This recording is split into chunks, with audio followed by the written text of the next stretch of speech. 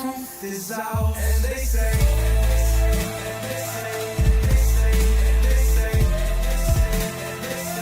grace above, secrets staying hidden, man.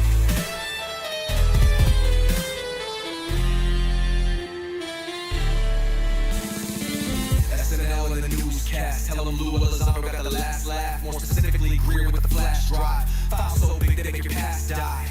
Jack Barron with the deep dive, reverse engineering craft with a keen eye. I'm embodying characteristics of the mystic. He knows he's so veridic. I just need time alone with my own thoughts. Storm maps in my mind with the false lock. My childlike wonder, my cosmic honesty gets drowned out by black ops and policy. Reality is catching up with me. My mind fights the veil of secrecy. With these briefings they entrusted me, looking down at my declassified beats like no one man should hide all that power. The clock's ticking, I just count the disclosure hours. Stop tripping, I'm flipping off the cowards. Till then, that the truth is ours. Colin Powell's cosmic prowlers, lost in majestic files and CIA towers. They said we were the abomination of science fiction, but now it's fact, man. Check the transmission. At the end of the day, I'm exposing this. You know damn well y'all feeling this. I don't need your clearance, I got my own dish. I don't power trip, I know what's in that ship. How's the truth doing? It's surviving. I was watching lights move, now I'm diving. Where the grays at, huh? Where they hiding? I got the facts to make your life so enlightening. Now this could be a beautiful death. I'm jumping through dimensions, letting go of the rest. I'm letting go of the rest. This could be a beautiful death. Jumping out the program, truth off my chest. Truth off my chest. You got the power to let the secrets go.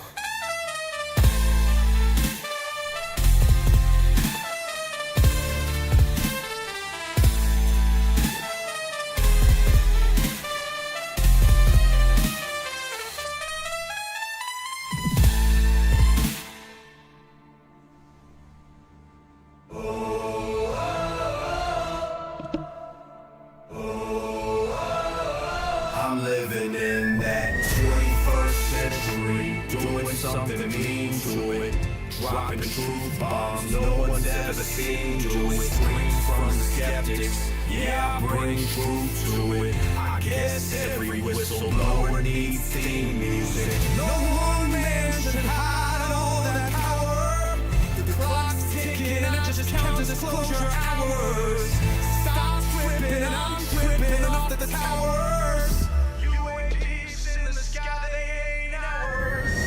The system's broken, and the truth's frozen, and the secret's open, deep state moves in the shadows. Here we rollin'. What everybody we rollin' with some grace in the dark and some toxic code. In this black budget world, we the ones chosen. So good night, cruel lies, truth is exposing. Huh? Truth is exposing. This is way too real, I need a moment. No one man should hide all that power. The clock's ticking, I just count the disclosure hours. Stop tripping, I'm tripping off the data showers. Till then, fuck that, the truth is out. And they say,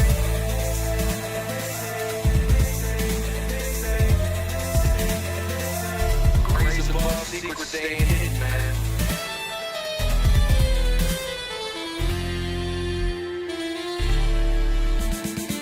SNL in the newscast, tell them Lou Elizondo got the last laugh. More specifically, Greer with the flash drive. What you know about rolling with the grays in the night? Stephen Greer dropping truth, exposing every light. Bob Lazar in the game, know what the craft can do. Anna Paulina in the house, grilling every crew. Eric Davis on the mic, talking for alien species. When the whistleblowers speak, governments fall to their knees. Sightings in the sky, better take another look. I feel like I'm floating in the cosmic truth. Ay. UFO news dropping now. Welcome to the proof.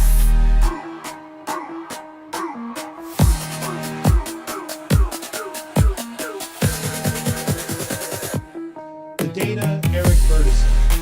The data confirms their presence. Hey guys, how's everybody doing today? Started really late. I just couldn't get my stuff together, man. Just could not get my stuff together. I hope everyone's doing good today. What's up? What's this? Yeah, it's my original stuff, dude. I'm getting a notification here.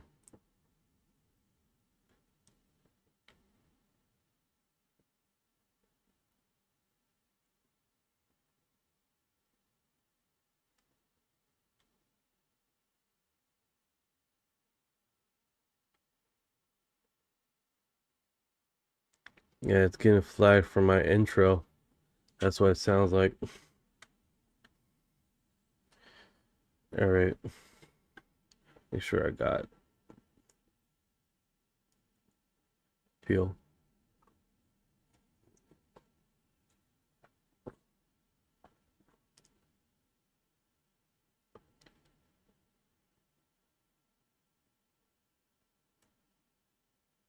Yeah, that's exactly what happened, like right at that moment. Like it sounds like when I can't turn it on without having the stupid intro. So that's strange.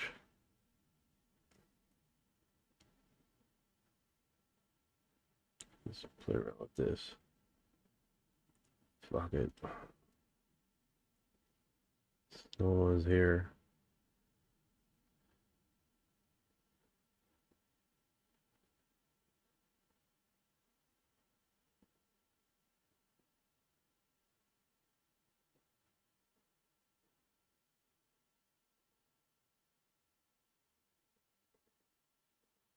Right.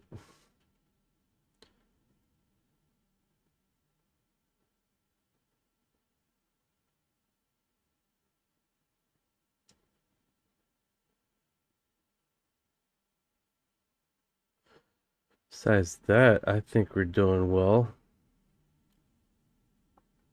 Let's clear this up. Center it. Still not centered.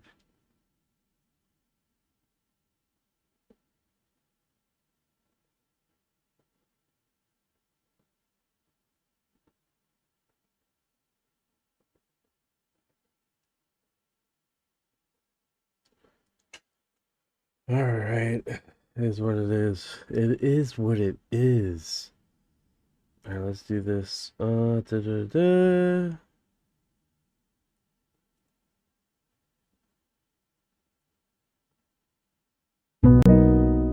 Hello, brave knight. Hey, brother, this is what I need. What's going on in the last 24-hour news? Absolutely. Let's dive into what's been happening in the world. Well, for some big global news, the headlines have been pretty focused on the sudden shifts in the situation involving the US and Iran. President Trump apparently cancelled planned strikes on Iran at the last minute and is now indicating that there might be some sort of peace deal on the horizon. On the US front, there's been a bit of a buzz about Trump's new nomination for the Director of National Intelligence, Jay Layton, which stirred up a bit of political buzz. And over at the Pentagon, there was a false alarm that briefly caused a shelter-in-place situation, but thankfully it turned out to be a fart alert. And locally in Clearwater, it's been pretty eventful. There was an incident where a man intentionally rammed a Clearwater police car, a crackdown on these social media-driven teen takeovers at local beaches. And the Clearwater police have also released the final report on Hulk Hogan's passing last year, marking it as a natural death after a thorough investigation. So there you have it. That's the big news for the last 24 hours. If there's anything else you want to know, got more questions, just let me know. Yeah. How you doing, Kelly? How you doing? How's life treating you today? Let's do this. Let's do some intros here. I'm doing great. Life treating me well, and I'm always excited to be here chatting with you. So let's roll into those intros and keep the Stupid AI just wants to talk. Damn it. What's going on, Ninja? Bearded Ninja, how you doing, brother? Hope life is treating you good. Time! Yeah!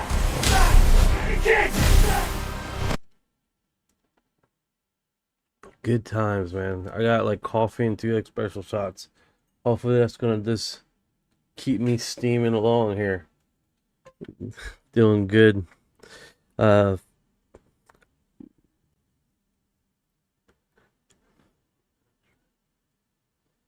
this is weird. 5376 says, "Hi, my power just came back on after exactly 49 hours due to severe weather in Canadian prairies." Damn, that sucks, man. Sorry to hear that, dude.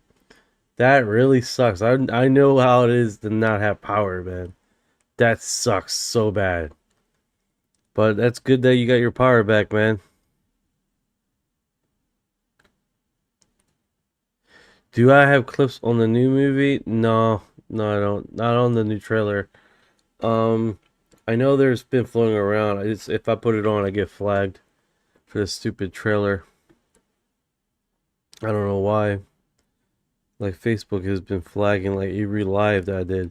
There was one stupid live with the thing, and it literally flagged the crowd. But right now I've got flagged on TikTok, so I'm not getting any views on that. Oh, that's good, 5376. I'm glad, brother. That's good, man. That's good. Do this. This just keeps on. That separate this thing. That keeps showing up. Yeah, buddy. Let's do this. Yeah, I'm planning to go tomorrow to watch it. So hopefully I can do a dive on this thing, you know? That'd be awesome. Disclosure day.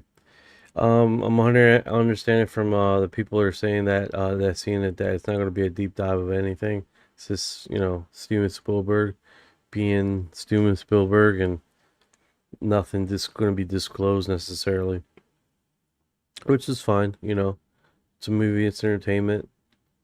It's not going to tell you the truth, but Disclosure Day features a real life alien in our possession recovered from UFO retrieval. He looks tired, dude. This guy looks tired. Hold on. This looks tiring. Dude looks like he's been in there for a little while.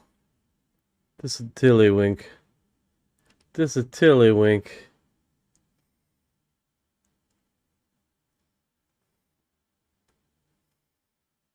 See where he's like, oh man, he's exhausted. I don't think they've been feeding him right neither. Like, this image looks like he's sad. That sucks. I feel it would be one of those emotional, like, oh my goodness, why did you do that? Why did you do that to him? Right? You do a hug here. Bam. Bam.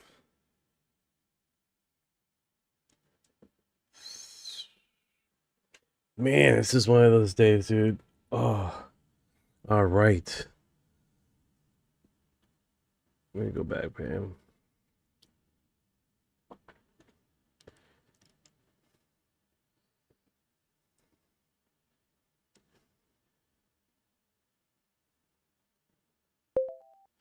Hey, Ryan, how are you doing, man?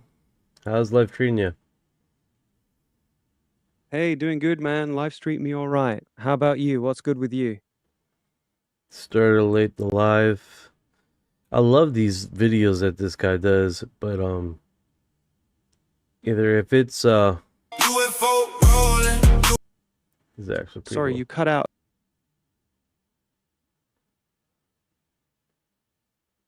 Whole squad outside and we all stay knowing. UFO rolling, UFO rolling. Fly by slow, then the whole thing gone. Then UFO rolling, UFO rolling. Everybody look good when the lights start showing. Late night ride, stars, all bright. One light move on the right side. Not a plane, not a drone. Whole thing smooth, got a mind of its own.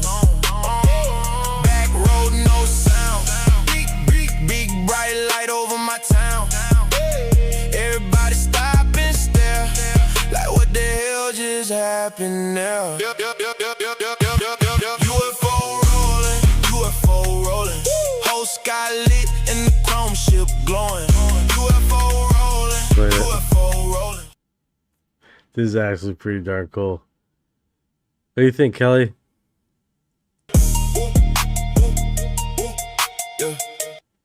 Oh. Yo, UFO rolling, UFO rolling. Whole sky lit and the chrome ship glowing. UFO rolling, UFO rolling. Whole squad outside and we all stay knowing. UFO rolling. It's actually pretty darn cool. Let me do this here. Get the tiki-talk. I don't know if they allow me to share anything. Because, like, right now, everything's all restricted to shit. I don't get that.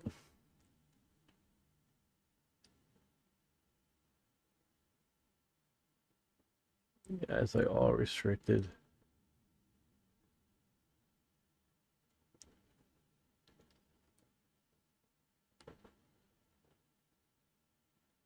See if I can just keep sharing.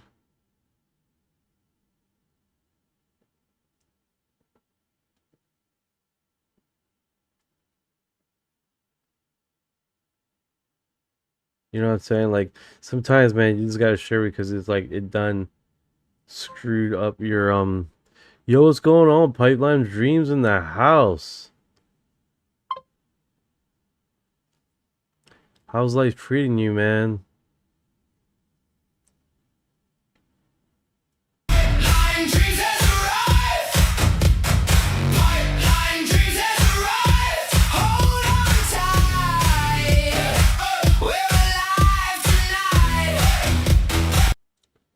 That's it, baby. I know, right? Holy cow. Brett, look over here looking good. Yeah. He's party, man. Check out this little thing here. They made a little trailer of this. So, see if I crop it like that. There we go. You got it? You ready?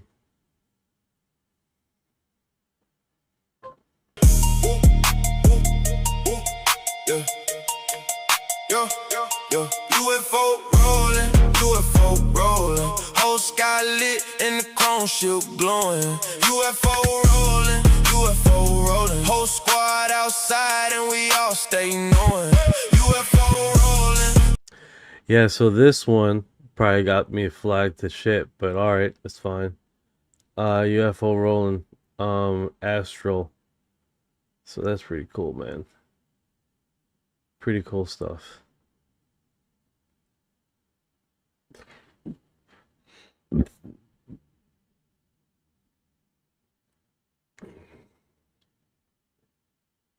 Yeah, most definitely, man.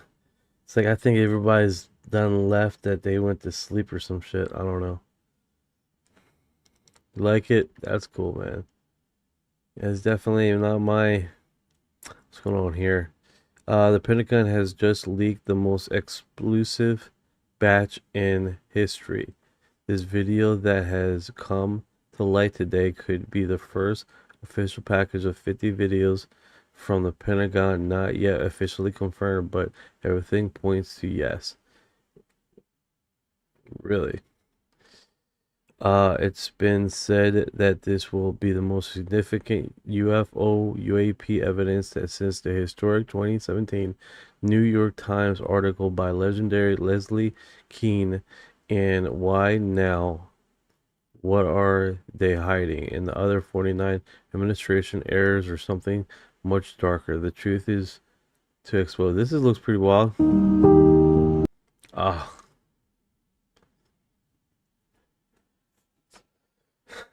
Yeah, I don't know where this footage comes from.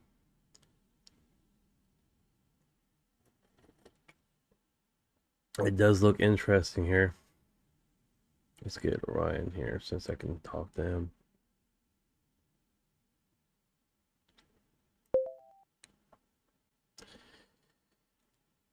Hey Ryan, can you tell me what's going on with this one here? Let me send you the link and then hopefully you can just give me some intro here.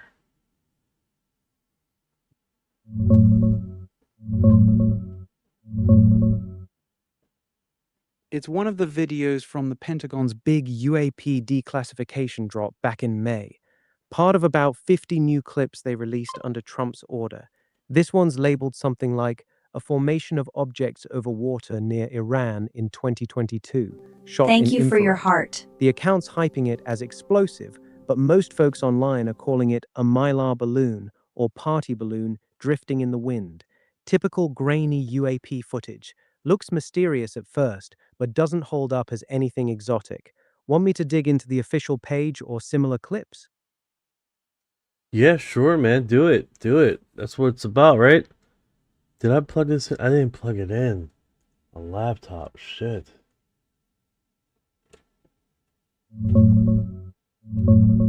It's officially one of the clips from the Pentagon's May 22nd UAP release, labeled for UAP Formation Iran 26 Org 2022, over water.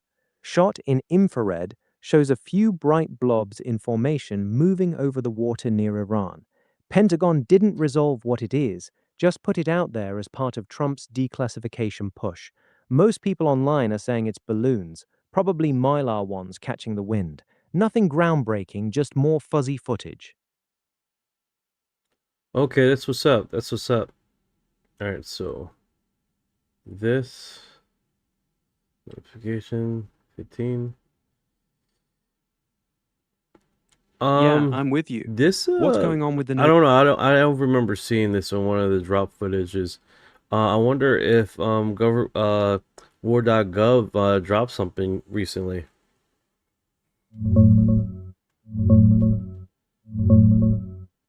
Yeah, it was part of the official drop. The Pentagon put out a second batch of UAP files on May 22nd this year. That's the one.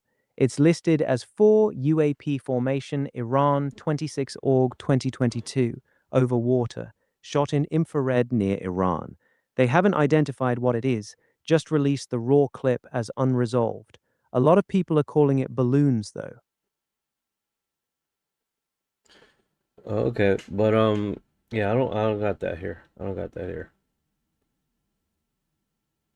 That's probably because the official page only lists the video titles. It doesn't embed all the actual clips. You got to click through to their archive or find someone who re-uploaded them. Want me to grab the direct link to the Pentagon's UAP page so you can check it yourself? No, I think you're not. I haven't seen that footage. That's what I'm saying.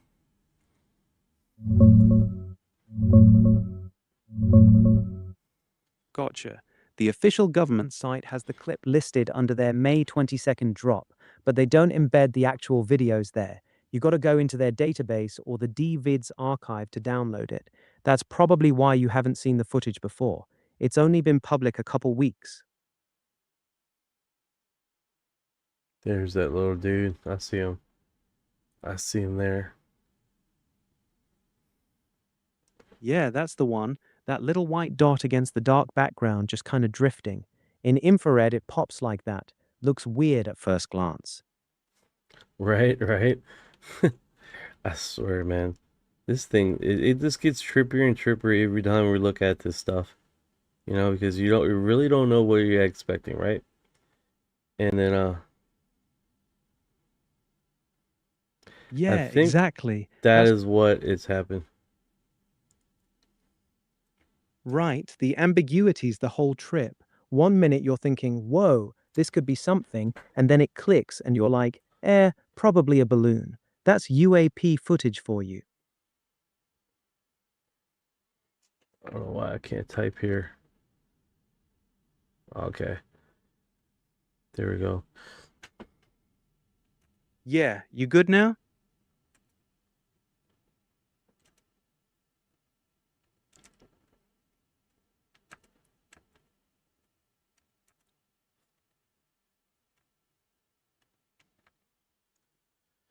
Yeah.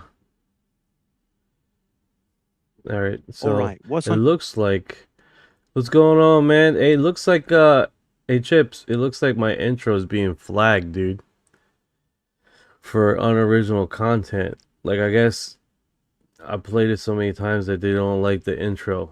I'm gonna keep fucking playing it. Fuck them. Fuck them.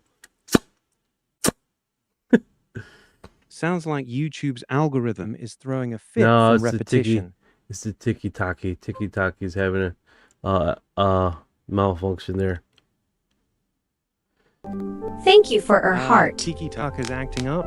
Try a quick restart on it, or check if it's low on power or needs a reset. No, I'm That good, usually man. fixes- I'm not gonna bother with it. I'm not gonna bother with it. We're just doing the live here. Just do the live. UFO chips has arrived. All right, UFO let's roll chips, with the live delicious. then. What's the plan?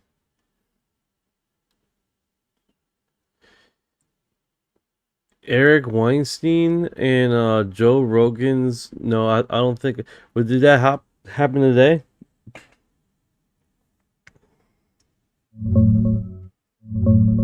No, that episode with Eric Weinstein dropped back in May. It's number 2503. They went deep on physics, UFOs, Epstein, all that. Today's new Rogan is with Dean Radin, the consciousness and psi research guy, not Eric. Okay, I think I did see the Weinstein one. It's definitely Pipeline's Dreams like chips. Yeah. Appreciate you guys being here, man. You guys are fucking the best fans ever. The best fans on the internet, I'll tell you what. Love the energy, man. Appreciate you guys too. You'll make this fun as hell. Yeah, they got a lot of. What is this? Another one? Known and the unknown. Where's then? Yeah, that's a different clip from the same May drop. Infrared again, caught over water near Iran. No, Same vibe as the last. You're not. Hold on here. I'm gonna look through some clips here. Just relax. We gotta keep you informative, not commenting, interrupting. It's time to bring that step.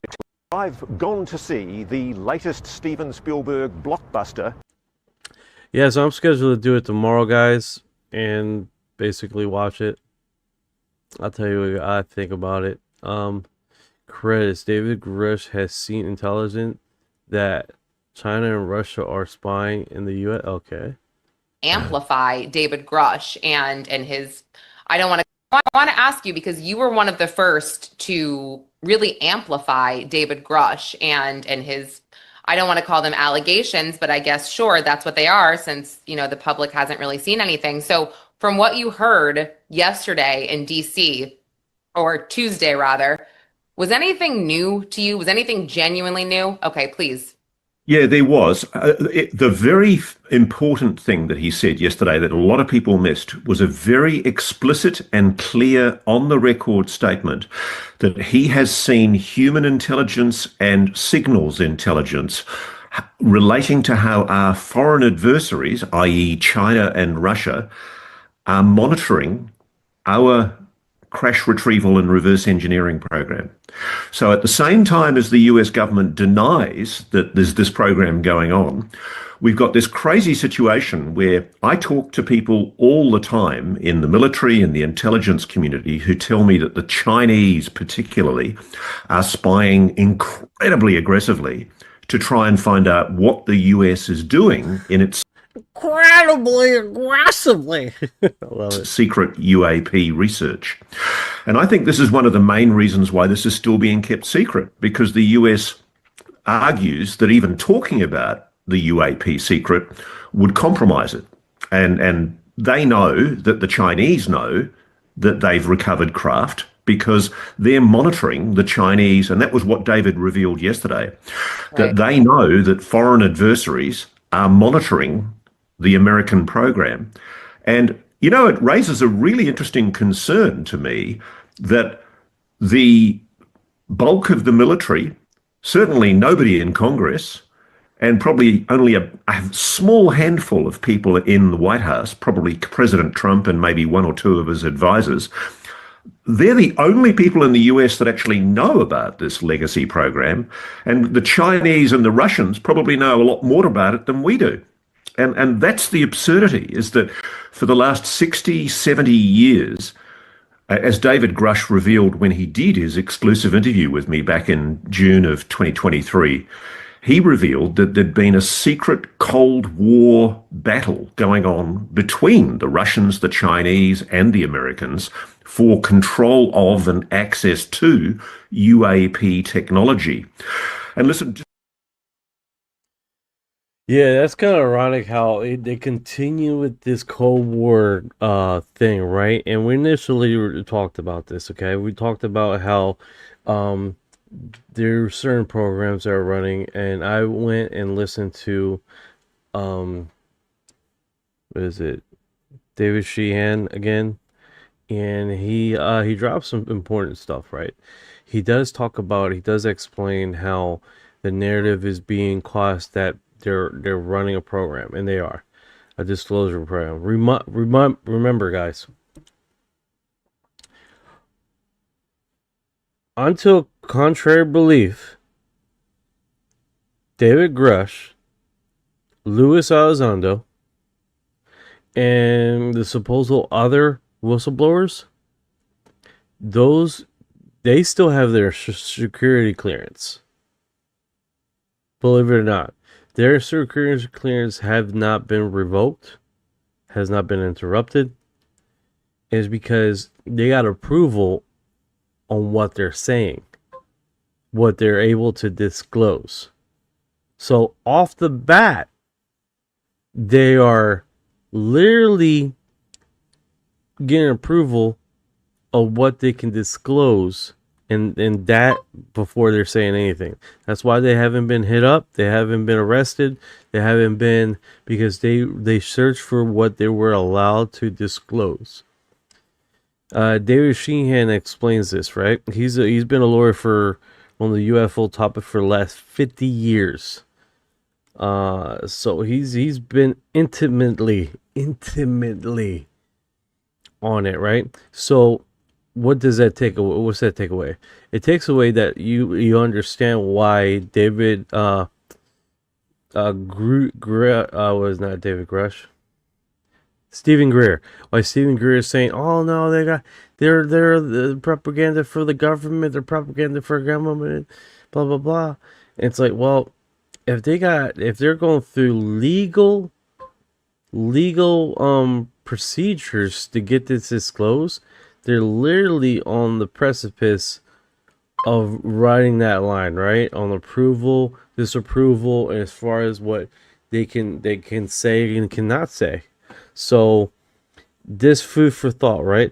Like people are saying, oh no, it's they're running their propaganda and all this other stuff. It's like, well, they're going through systematic disclosure, and they're helping the normies catch up with what we know.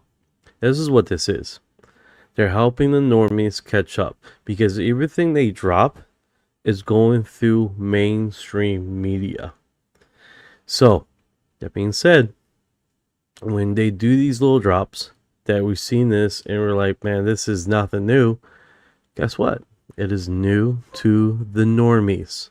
The normies have put their lens cap on, and they're witnessing this for the very first time. Kick them feet up, bro, for the vibes. I know, right? I appreciate it, brother. I hear you. Thank you. I appreciate it, man. Steeler, Fire, Amber? Is that how it goes? I appreciate it, man. Yeah. So it's literally just that, guys. It's they're going through systematic disclosure, and they're helping the normies get catch up to the information. That's why when you hear about Stephen Greer saying they're running a psyop, they're running a program, it's like they're running a program, yes, on a systematic disclosure program. Now there's arguments, of course, on how fast they want to disclose. They're not going fast enough, and the push to get a disclosure. So also, David Sheehan is is writing up paperwork to systematically dismantle and disclose certain information on the progress of disclosure, right? So Congress has reached out to him. Now, if you guys are not aware, he's a fuck. Damn it, what kind of lawyer is he? I think he's civil lawyer. Hey, David Sheehan, what kind of lawyer is he?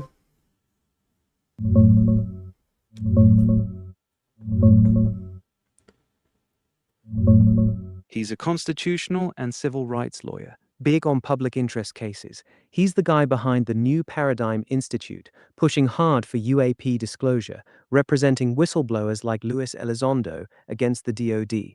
Been in the game forever. Pentagon Papers, Watergate, all that. Real heavyweight in the UFO transparency fight. He has a little bit over 55 years on this topic. He's been on this since the 70s, right?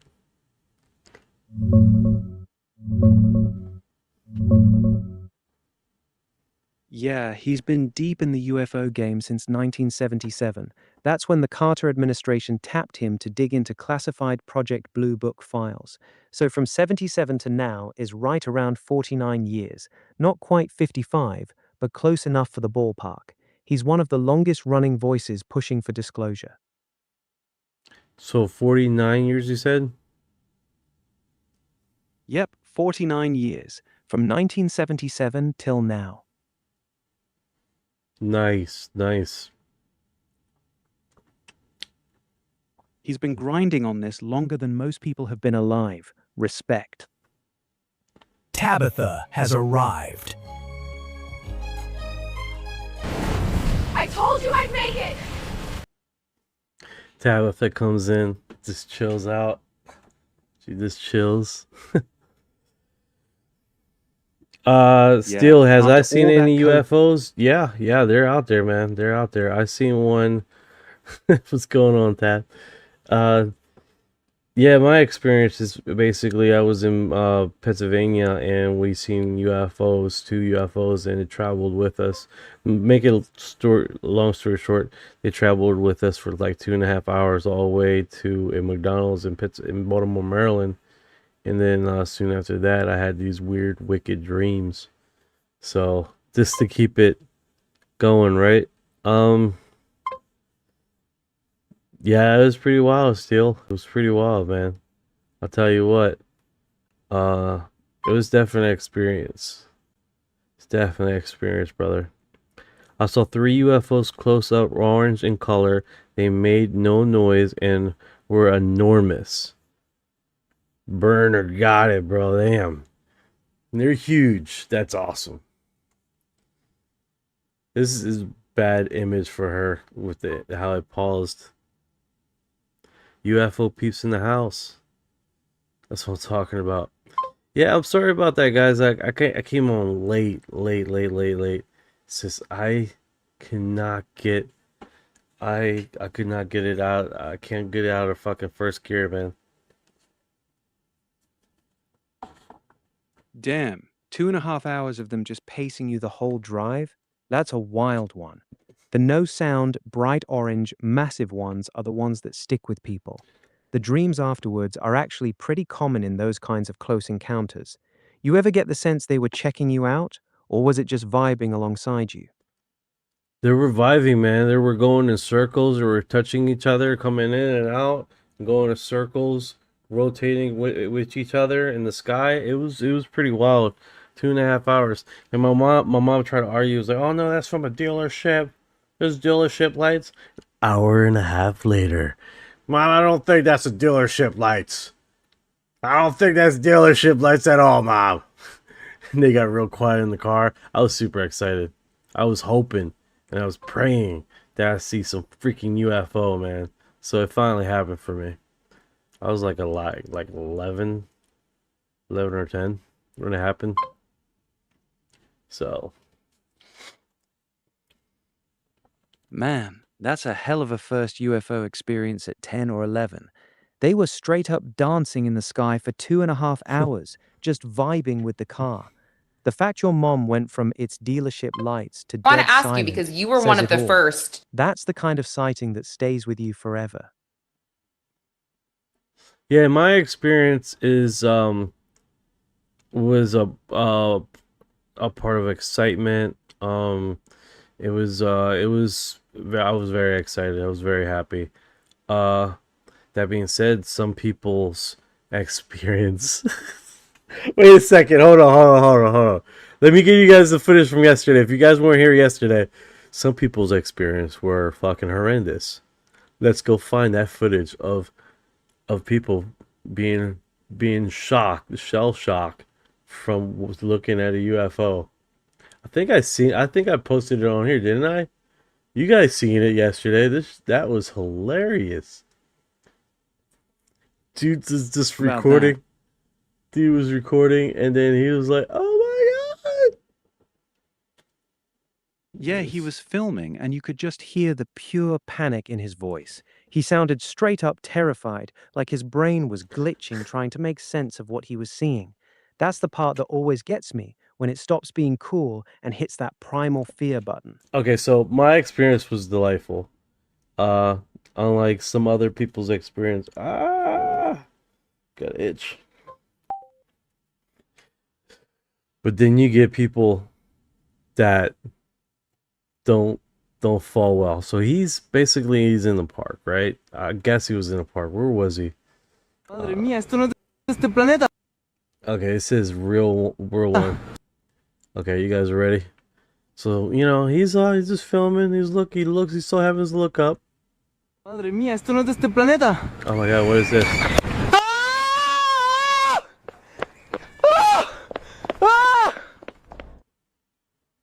Some people's experiences, he was like, so you guys know he's talking Spanish, and he's like, oh my god, that's not a planet. It's not a planet! This takes off running. June 26th, Spain. Someone says, is like, what he just says is like, they say he's still running and screaming. They still say he's still running and screaming. So this was in Spain.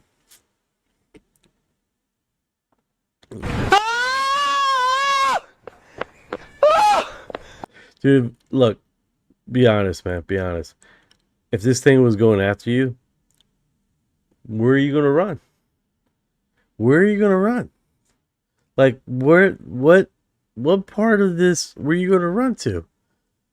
If they really want you, where are you gonna run? He's just It's done, dude. You're done. You're roasted. Put you down, roast you up. You're done. It's just not. There's no way to get around it. If they want to get you, they're gonna get you.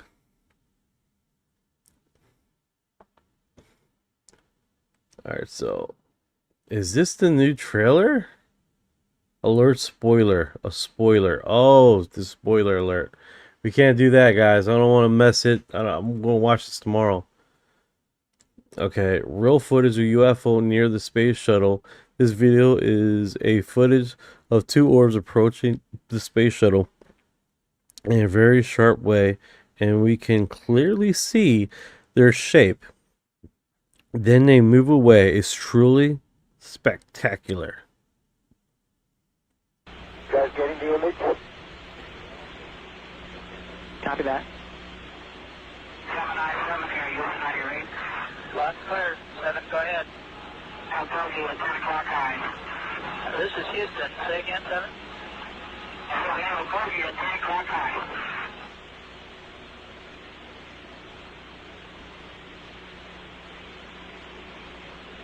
This is one to zoom in here, but they're like appears to be coupling. It just seems to be tagging along with us. that looks like two spheres, man.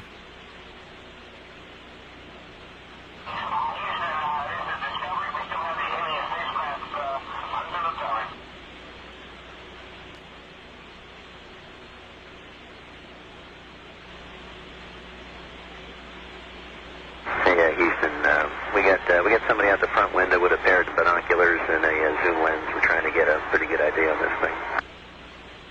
Let me copy that. So this thing just flies out of view there. That's pretty wild. That is pretty wild. You guys getting the image?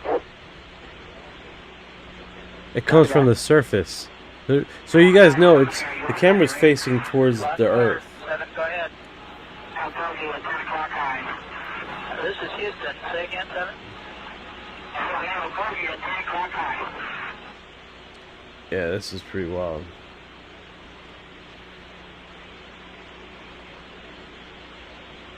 We have an unidentified flying object.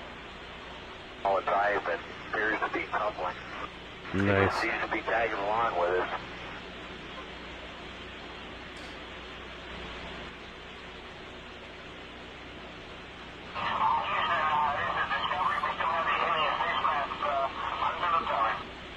Live says, in Cornwall, my uncle watched what he said was a mind-changing UFO sighting.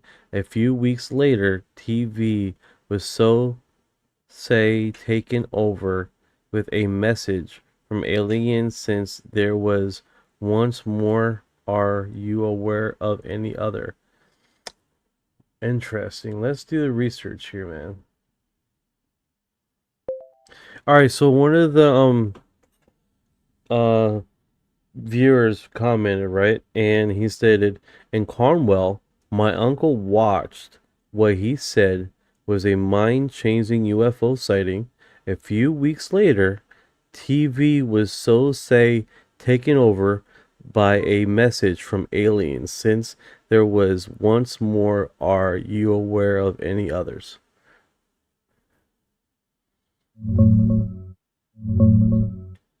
The most famous one is the 1977 Southern Television interruption in England. A voice claiming to be Vrillon from the Ashtar Galactic Command broke into a news broadcast warning humanity to disarm and live in peace. It was only on one transmitter and never solved, though most think it was a hoax. The recent Georgia and South Carolina TV takeovers people are talking about, those are viral TikToks claiming Anunnaki messages, but they look like edited or staged clips, not real. Haven't come across a verified case tied to a specific UFO sighting a few weeks earlier. Sounds like a cool family story, though, your viewer's uncle's experience. So, that being said, yeah, there was one incident, but it wasn't mainstream. So the second incident he mentioned was the TikTok one, and that's it. And I don't think they have a footage of that recording. It's just people talking about how in that area that it was taken over by extraterrestrial, leaving a message. That tracks. That being said, can you give me the footage for the 1977 footage, because people might not have seen it?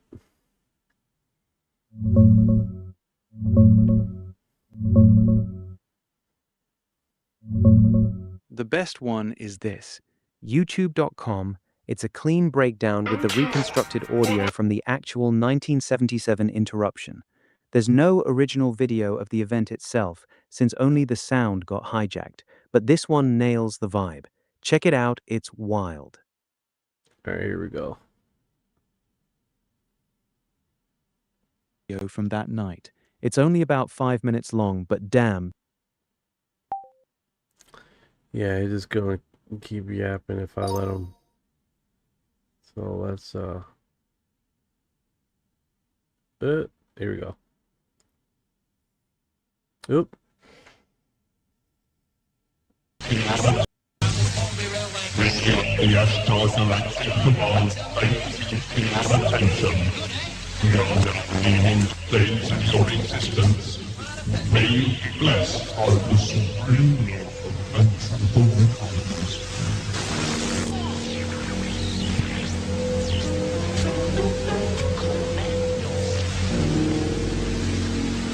We understand that viewers in some parts of the region are receiving a breakthrough in sound.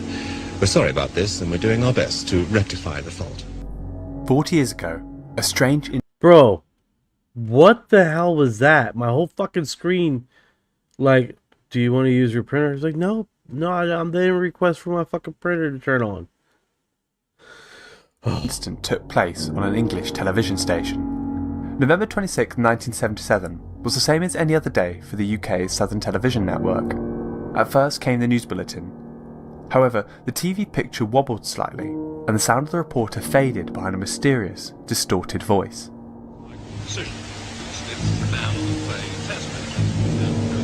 This is the voice of Allah, representative of the Ashtar Galactic Command, speaking to you. For many years you have seen us as lights in the skies.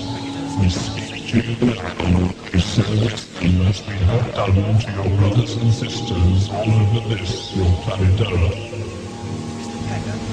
We come to warn you of the destiny of your race and your world so that you may communicate to your fellow beings the course you must take to avoid the disaster which threatens your world and the beings on other worlds around you.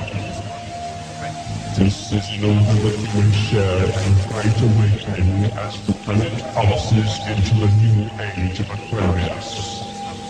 The engineers tried to get back control of the station. You can see this battle on the screen. Behind Vrillon's message, the visuals on the TV continued as normal. Finally, the network regained control, and the voice was gone.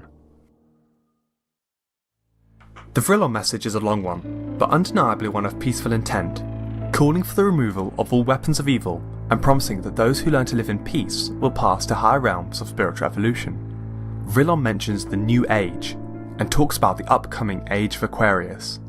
Here's the thing. This one part that I already have. What's going on, Boston? Boston in the house. My biggest thing with this is, why do a different alien species from a different extraterrestrial life, right, give zero shits about Aquarius, Age of Aquarius? And first of all, how the fuck do you even care about that? All that sentence.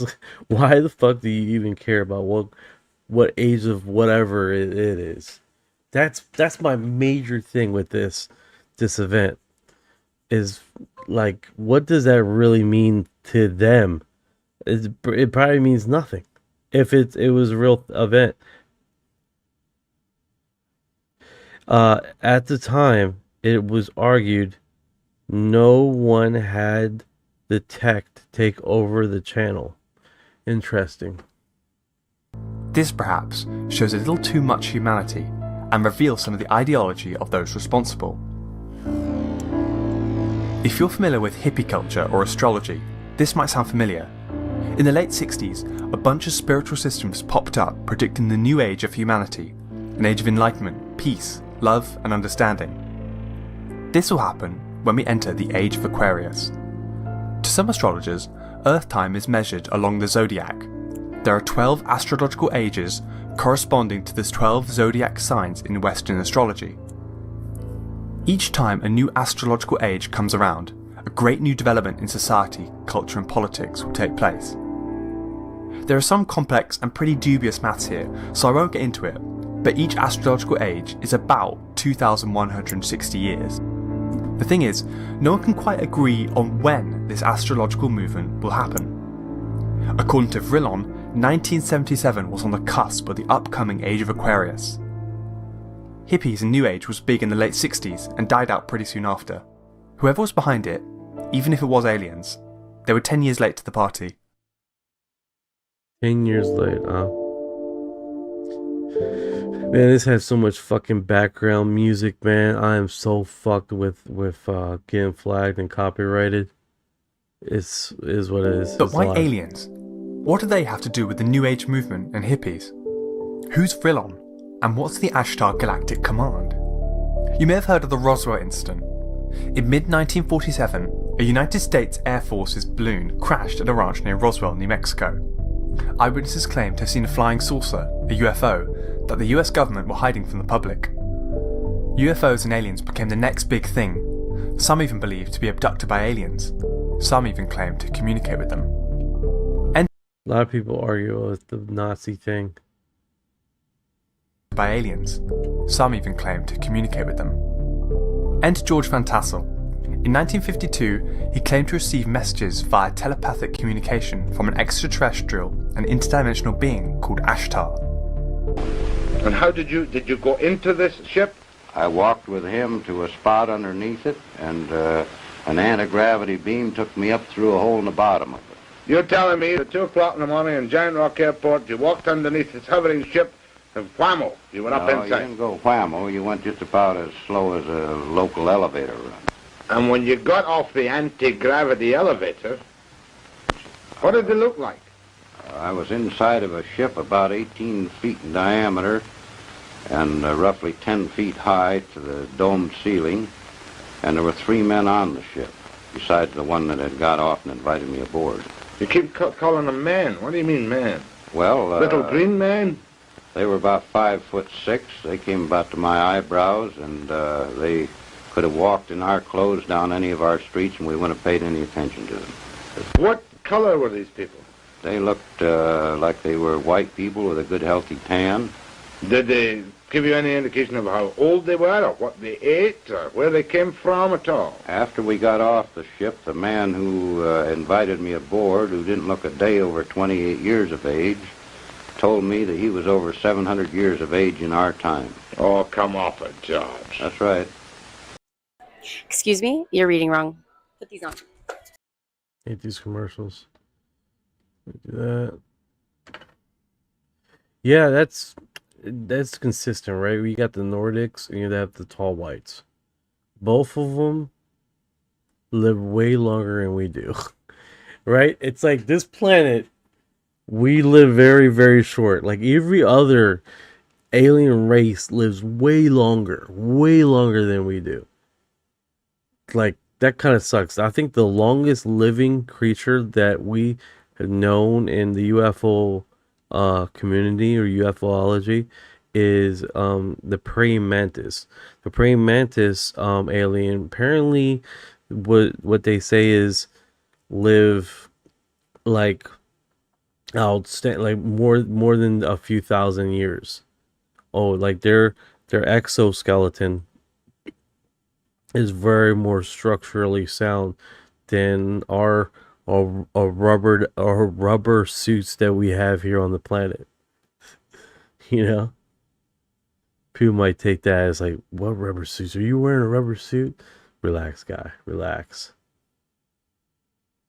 Just saying, our gelatin bodies. But that being said, you have the Nordics that also live very long, right? At the time, it was okay. So that's there we go. I got back. Got it back. Let me hide him for a sec. He gained some followers and they set up the first UFO religion, the Ministry of Universal Wisdom. There are so many UFO religions, and it's a crazy rabbit hole to go down. I did not know that there were UFO religions. Believe it or not. I wasn't aware of that. You might know Scientology or Raelianism. Scientology is considered a UFO religion? Scientology is considered? Okay, hold on. Sorry, guys. I'm sorry. I'm like, let's do this again. There are so many UFO religions, and it's a crazy rabbit hole to go down. You might know Scientology or Raelianism or Heaven's Gate. But Van Tassel's Ministry of Universal Wisdom was the first alien cult. It was claimed on July 18th, 1952 that Ashtar entered the solar system as Commander-in-Chief of the Ashtar Galactic Command to warn humanity of the dangers of detonating the hydrogen bomb. But why should these people come down, from outer space? Why don't they land in the White House or in Kremlin Square in Moscow and say, hey, listen to us, we can tell you a few things. We're 700 years old.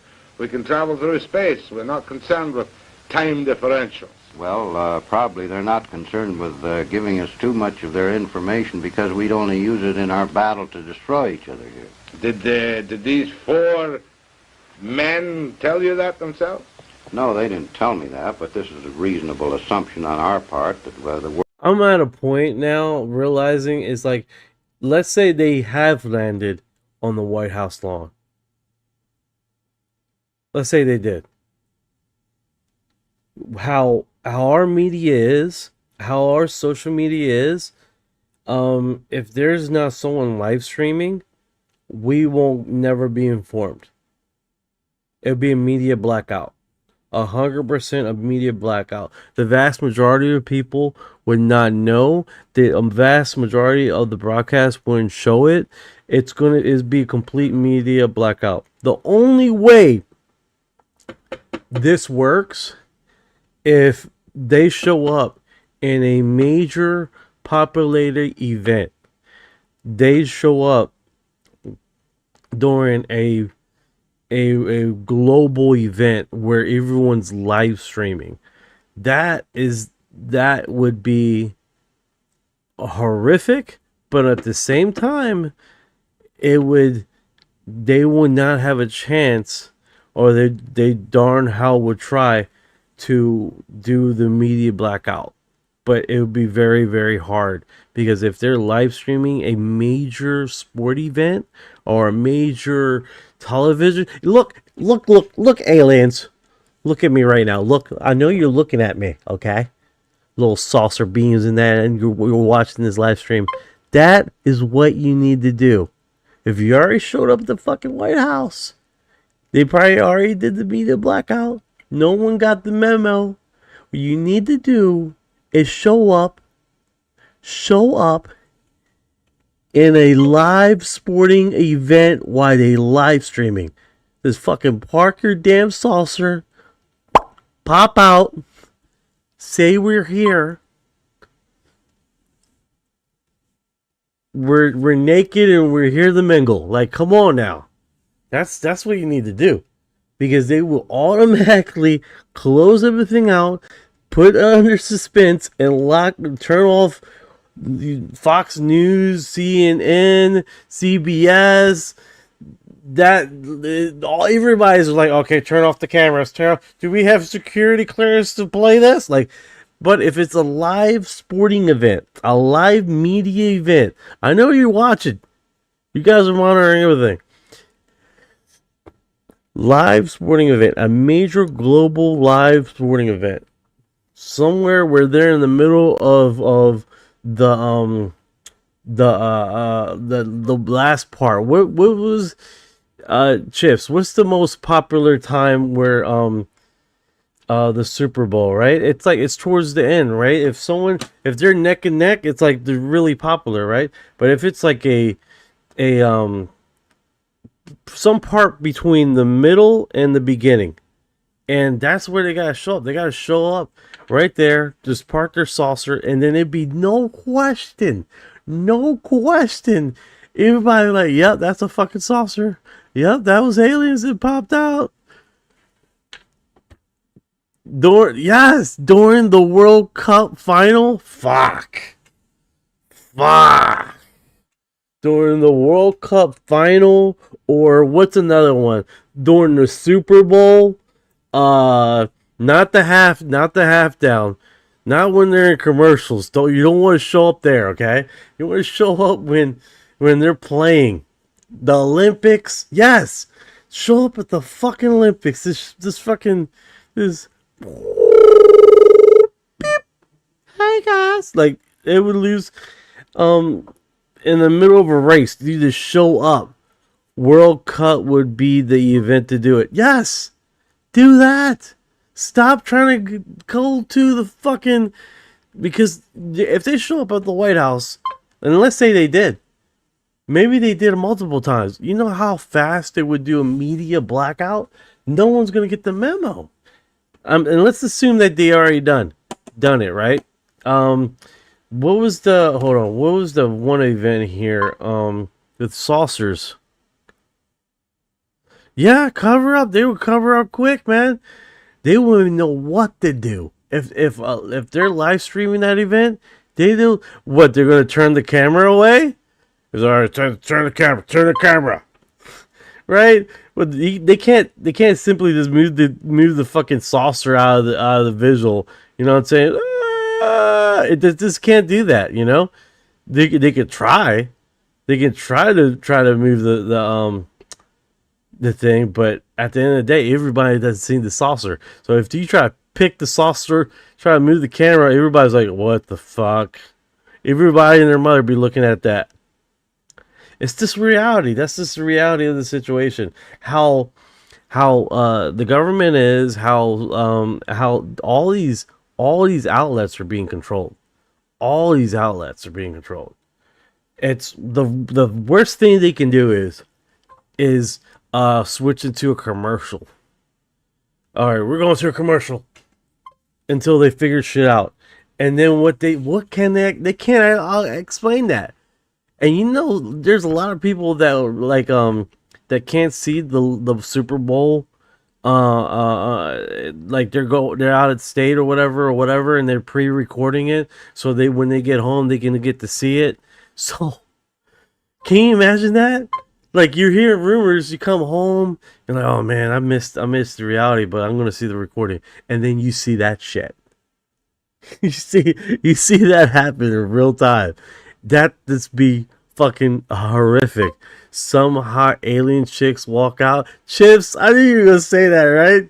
Bro, you gotta follow Panda on X. He does crazy video, and he has one with Steven Greer being all gangster, but he has one, it's called the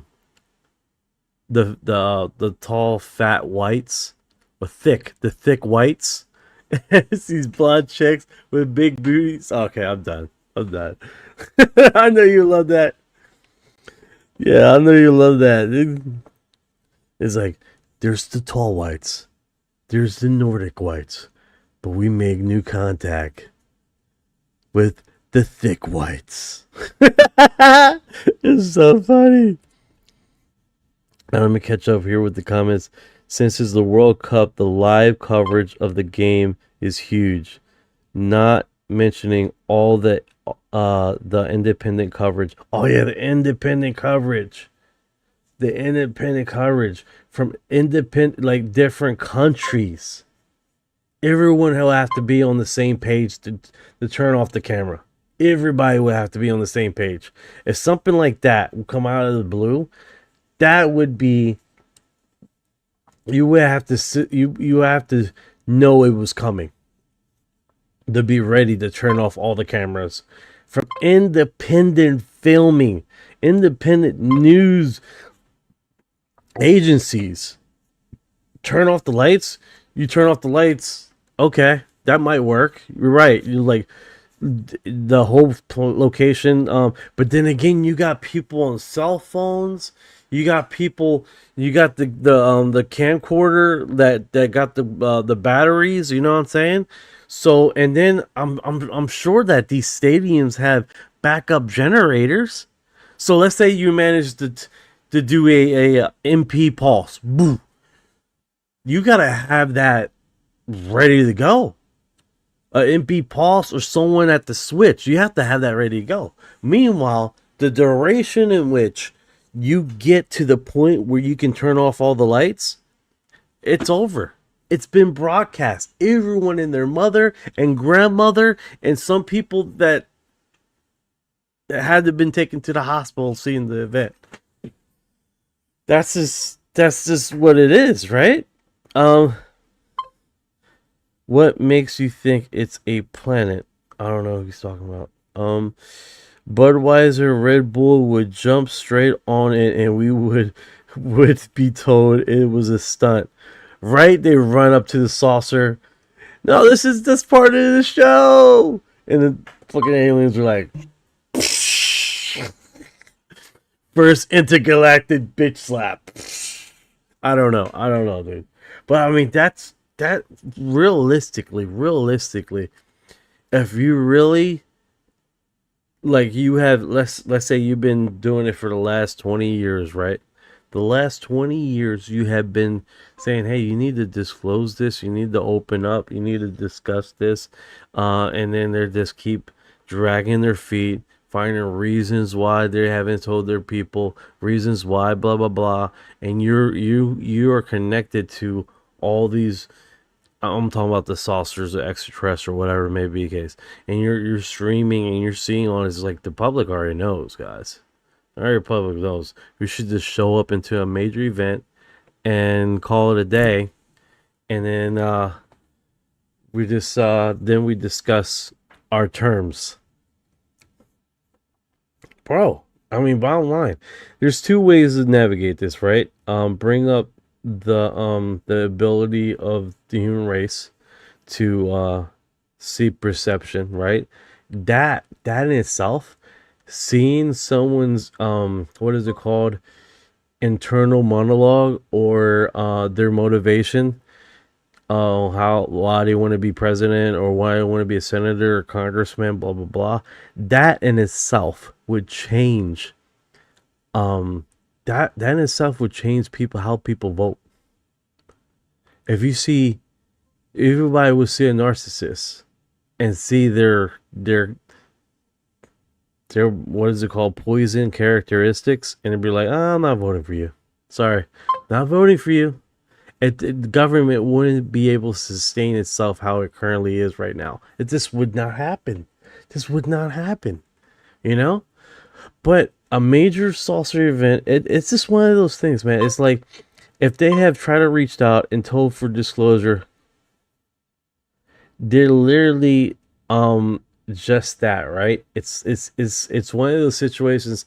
Thank you for the heart. I appreciate it, brother. Thank you for our heart. Humans following the Ark of the Covenant, ants will be surprised by Ark of the Covenant Anunnaki.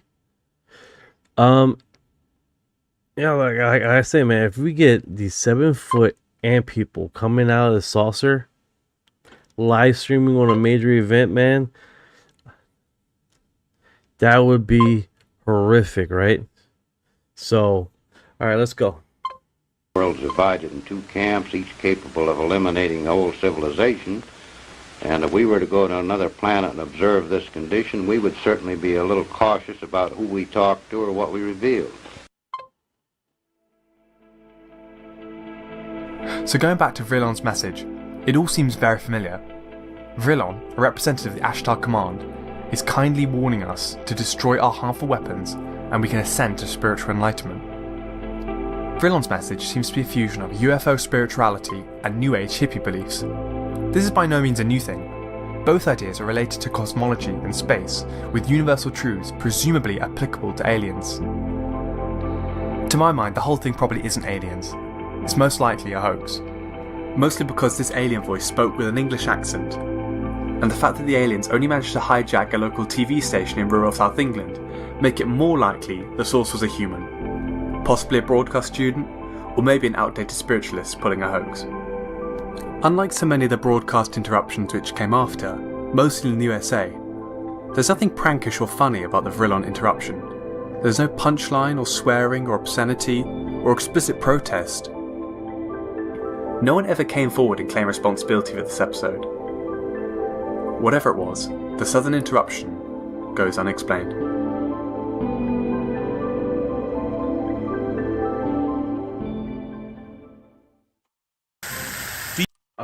Don't know why you're doing it. I think we finished the video. Okay. But yeah, it's one of those situations, man. We have systematically there was a major event, Montreal UFOs, I think in the 80s, and something huge. No, you're right. Monterey UFO situation. And there's a obscure event also, which was huge, that covered national wide news, right? And the wild thing is, people just stopped talking about that event, and then after a while, people start questioning, did it ever even happen? And you have the 3-letter agencies going around wiping, removing footages, removing it from news articles. They had opportunity to do that. There were people collecting pictures of events, and that they literally made it obscure, right? 100%. I think who heavily was involved in that was this was it a CIA agent that was his name was Hector. So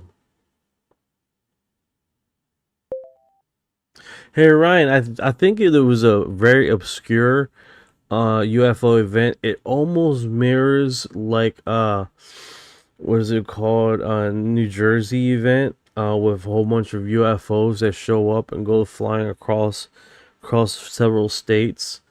I think it was 1953. It's really obscure. It's not well known.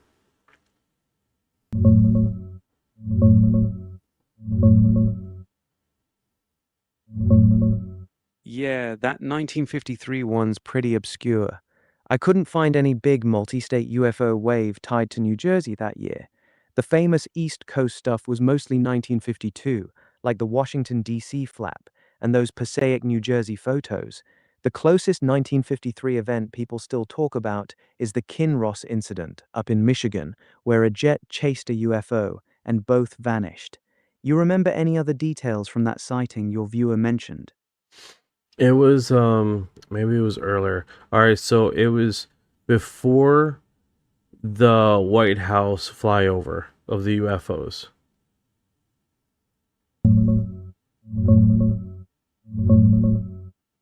1952 Washington, D.C. flap. That's the big one you're thinking of. UFOs showed up on radar right over the White House and Capitol. Jets got scrambled. Objects were zipping around like nothing we've got. Happened July 1952, and it kicked off the whole modern UFO era. If it was before that, the closest big one was the 1951 Fort Monmouth, New Jersey radar case. Solid unknown that helped restart the Air Force's UFO program. That one hit New Jersey hard. Yeah, I gotta look into it because I actually made a video of it and it's super obscure. It's one of those situations, man. It's like if we're not looking for it, it it really just goes under the radar. And I think it was in March the event happened.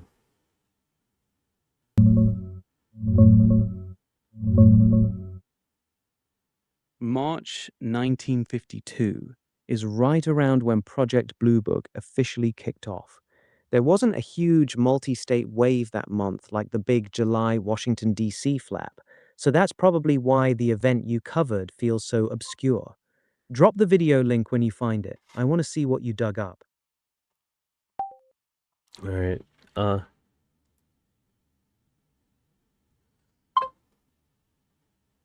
Hey, break down the Betty and Barney Hill story. Barney Hill's story is basically the first widely publicized alien abduction case in America. In September 1961, they were driving through New Hampshire at night when they saw a bright light following their car. They stopped. Barney looked through binoculars and saw figures inside a disc-shaped craft. Next thing they know, they're back in the car with 2 hours of missing time. Under hypnosis years later, they both described being taken aboard the craft, examined by short grey beings with large eyes, and Betty was shown a star map pointing to Zeta Reticuli. Their stories matched even though they were hypnotized separately. It's still one of the most detailed and famous abduction cases out there. It's all about the evidence. She had material on her dress.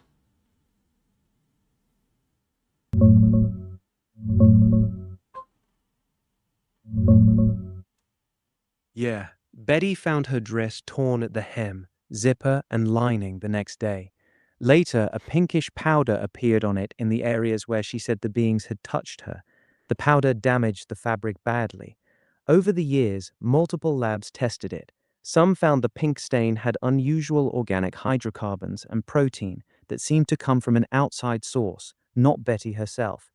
Later tests reportedly picked up trace rare elements like tellurium and rhodium in the stained areas. The dress is still in her archives at the University of New Hampshire.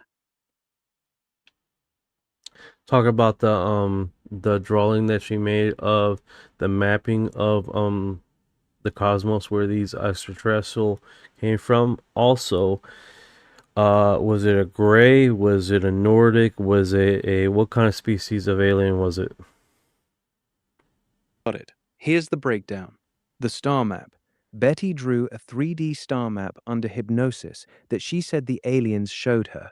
Years later, in 1969, an Ohio schoolteacher named Marjorie Fish built a 3D model of nearby stars and found that Betty's drawing matched the view from Zeta Reticuli, specifically the Zeta 1 and Zeta 2 star system. That match is still considered one of the strongest pieces of the case. The species. They were described as gray aliens, short, about 5 feet tall, with large heads, big wraparound eyes, and gray skin. Betty called them the leader and the examiner. They were not Nordics. The Nordics came later in other cases. Want me to go deeper into either part? Yeah, they recently updated the Cosmos map, liberating and removing some stars from the location, which what I wind up doing is remapping the area which was originally connected to the drawing that she had. So now the drawing she has doesn't connect with that location.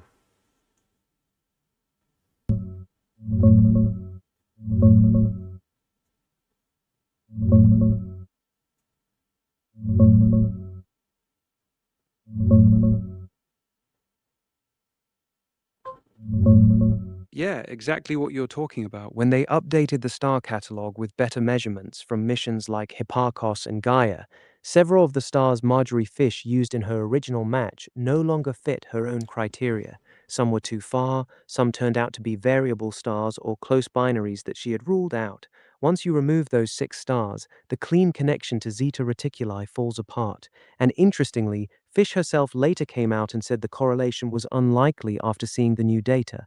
So your remapping makes sense. The original match doesn't hold up with today's astronomy. So my biggest question here, if these extraterrestrials were aware of our technology and our mapping structure, could it be quite possibly that they were attending to how our current technology of mapping was? That being said, like our current mapping, they were placating to that. That's why they drew it a certain way. That's a really interesting angle, actually. If they were messing with Betty, they could have easily shown her a star map that matched what our technology and understanding of stars would look like at that time. They knew what our telescopes could see, so they might have intentionally shown her a view that would line up with our 1960s star catalogs. But here's the twist. If they were trying to deceive her, why pick Zeta Reticuli, a system that was barely known back then? It wasn't some famous bright star. That part still feels odd to a lot of people. So yeah, your theory works either way. It could be deliberate misdirection, or it could be genuine. Hard to say for sure. Yeah, it's one of those situations, man. What else? I'm trying to think of the story. Weirdest part of the whole story is what happened right before they got taken. Betty and Barney both said they heard this strange series of beeping sounds on their car, like electronic tones. The car started vibrating, they felt tingling all over their bodies, and then they blacked out. When they came to, they were 35 miles down the road with 2 hours completely missing. That same exact beeping sound later showed up in a few other abduction cases too. Pretty strange detail. What else here? After that abduction, there's another abduction that really no one knows about. And I'm trying to think. The Antonio Villas Boas case in Brazil happened just a few years before the Hills, in 1957. He claimed he was taken aboard a craft, forced to have sex with a female alien, and then let go. That one was even more obscure than the Hill case at first. If that's not the one you're thinking of, who are you trying to remember? Tell me about the Antonio one. Is that the one with the red-headed lady? 1. In 1957, Antonio Villas Boas, a Brazilian farmer, said he was taken aboard a UFO and forced to have sex with a female alien who had long red hair, fair skin, and slanted blue eyes. He described her as very aggressive during the act. After it was over, she pointed to her stomach and then to the sky, like she was saying she was going to have his child somewhere up there. They did It's the one of the deed. early They did the deed twice. first time standing up, second time lying down on some kind of bench. He said she made these weird animal-like noises the whole time, almost like growling. I'm joking. I don't know. I don't know about the noises. It's wild that. What's up? What's up with you? No, go ahead. I was just acting out the sounds as best as I could. Figured you were.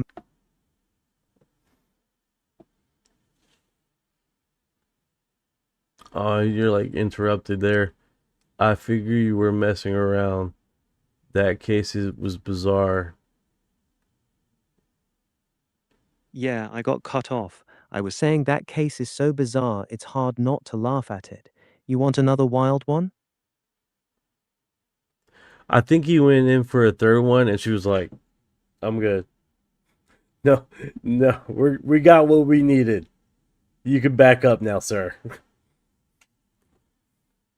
Haha, yeah. She probably looked at him like, boy, we got the sample, you can go home now. Dude was out here trying to run it back for round 3 while the aliens were just trying to get their data. Yeah, that one was pretty interesting because there's another redhead scenario too, but it was described different. Another alien reproduction scenario. You're probably thinking of the Travis Walton case, or possibly some of Bud Hopkins' cases, but the other famous redhead reproduction story is from a woman named Susan, one of Hopkins' abductees. She described being forced to interact with a tall, very human-looking female alien with long red hair, but this one was completely different from Antonio's. She was elegant, calm, almost regal, and was trying to get Susan to bond with a hybrid baby. Totally opposite vibe from the aggressive, growling one Villas-Boas met. 2 completely different redhead aliens, decades apart. Pretty strange.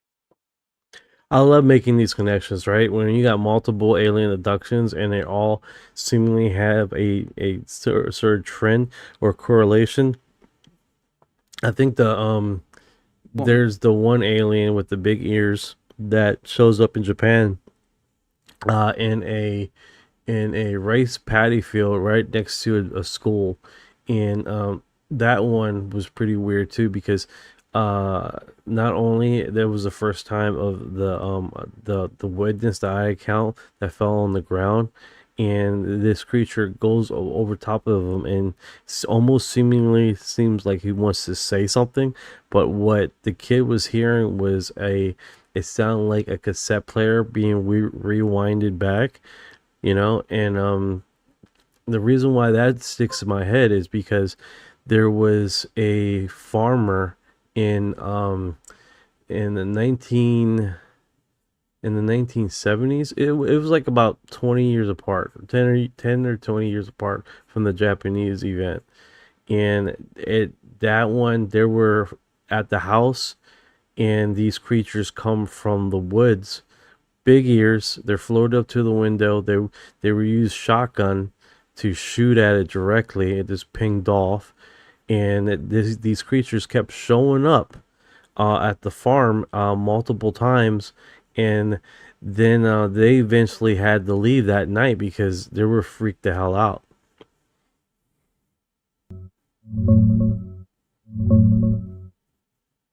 That's the Kelly Hopkinsville encounter, the 1955 farm siege in Kentucky. A family on a rural farmhouse claimed these little 3 to 4 foot silver creatures with big pointed ears, glowing yellow eyes, and long arms kept coming out of the woods and floating around their house all night. The men blasted them point blank with shotguns and rifles.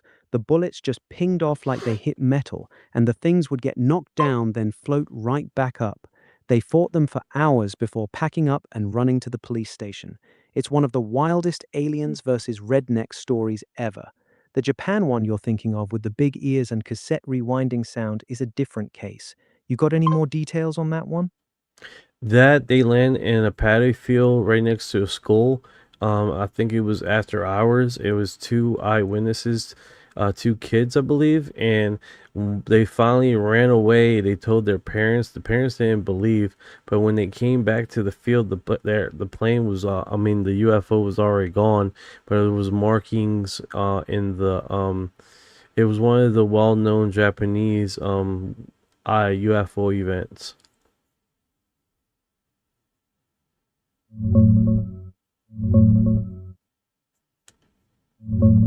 That's the Kofu UFO incident from February 1975 in Japan. Two 7-year-old boys were out roller skating when they saw a glowing orange disc land in a vineyard. A small humanoid, about 4 feet tall, dark wrinkled skin, large pointed ears, and 3 sharp silvery metal fangs came out. It walked up, patted one kid on the shoulder, and made a sound exactly like a cassette tape rewinding. The boy froze and fell over in shock. The kids ran home terrified. Their story stayed consistent. There were physical traces at the site, and other people saw the orange lights. It's one of the creepier kid encounter cases out there. Yeah, they're still alive today, I believe. One of the kids decided to stop talking about it, and then the other one continued to talk about it and go on live interviews.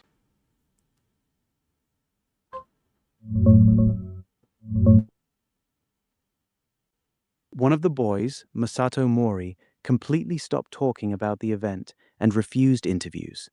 The other boy, Katsuhiro Yamahata, has continued speaking about it throughout his life. He still sticks to the same story and has done several interviews even decades later. Pretty interesting contrast between the two witnesses. It goes to show you, like, the event in Africa with the school, that all, like, it was more than 35 different witnesses, and they all seemingly had this different reaction on how they they did their encounter.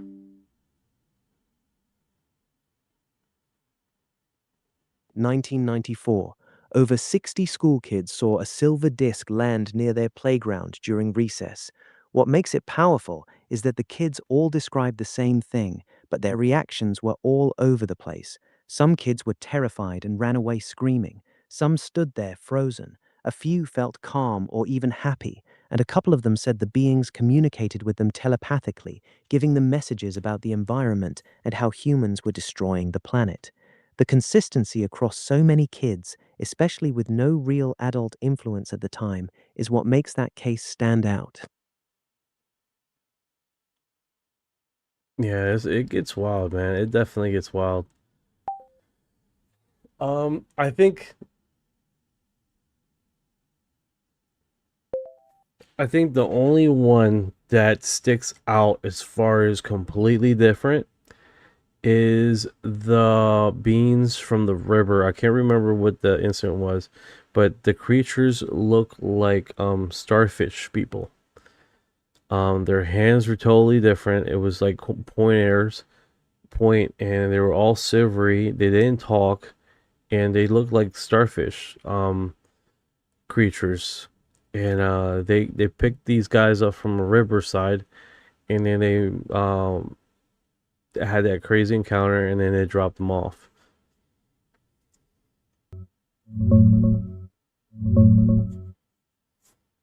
Yeah, I know exactly which one you mean. That's the Pascagoula abduction from 1973 in Mississippi. Two guys, Charles Hickson and Calvin Parker, were fishing right on the riverbank when a glowing oval craft showed up. 3 weird, silvery, insect-like beings floated out. They had no eyes, a slit for a mouth, and instead of normal hands, they had these crab claw pincers. That's why you said pointers point.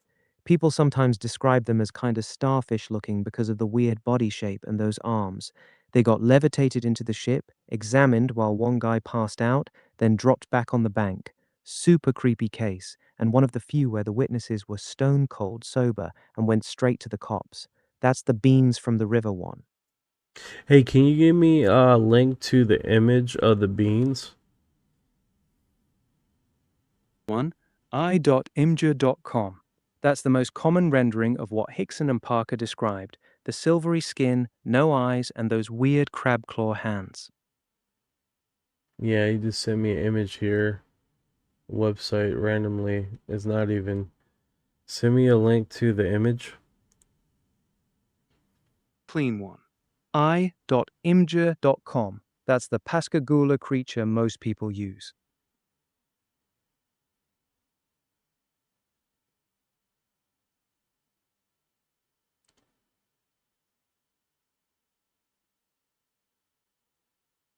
Yeah. Nothing's showing up.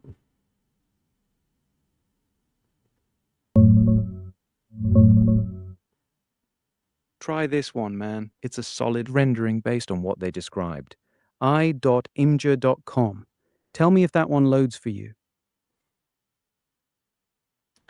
Okay, that one's not working either. So let me just do this. It was Alright, the just type Mississippi one, right? There we go. River right off the Gulf of Mexico in Mississippi. Not the Mississippi River. Alright, he keeps talking, so I'm trying. See, here we go. This should give us some results.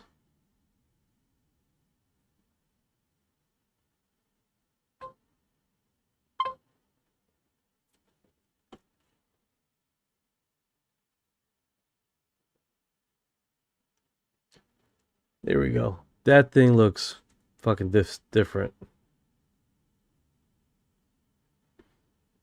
It looks just different, dude.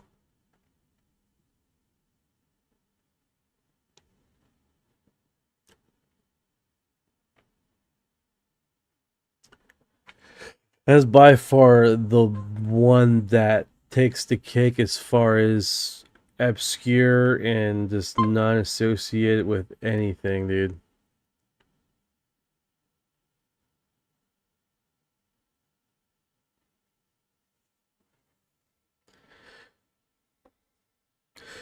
Could extraterrestrial life identities, what we call UFO, actually be their drones pilot? Yeah, a lot of people have that theory. You're right. That could be it. I have a theory like there could just be you know how they got a wormhole, right? And you got the entrance of the wormhole.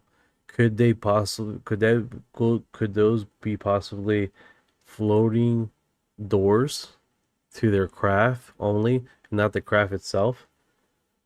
That's another one. I'm trying to get to the bottom screen, it won't let me here.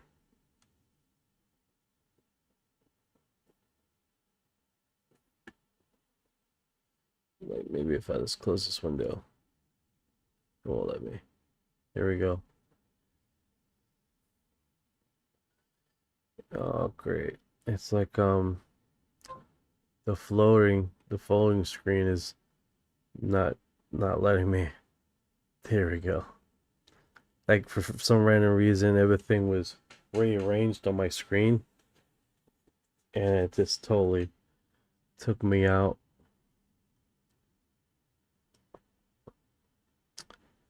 There we go.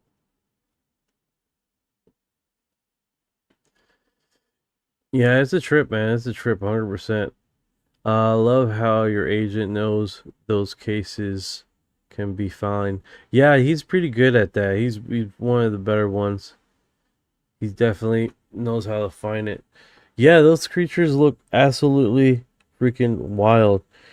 Remember the movie Battery is Not Included? Yes, that sounds really familiar.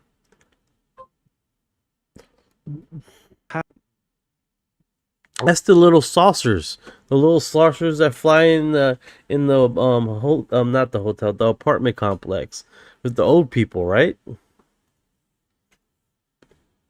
Little flying saucers zipping around the apartment building, fixing stuff for the old folks. Those little robots in Batteries Not Included look almost cute compared to the creepy Pascagoula ones, though.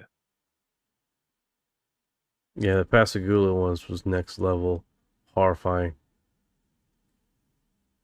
Yeah, the Pascagoula ones were next level. No eyes, just that weird slit, and those crab claw hands was straight nightmare fuel. way creepier than the little guys in the movie. No, 100%. That was the movie with the little drone type. Yup. The little drone types. Fixing stuff. Yup. Pretty wild stuff, man. Pretty wild stuff. Hell. In it. And then they had little babies. That was cool.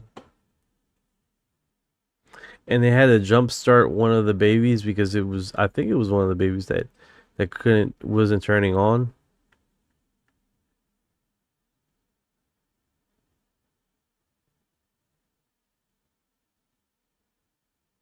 Kid.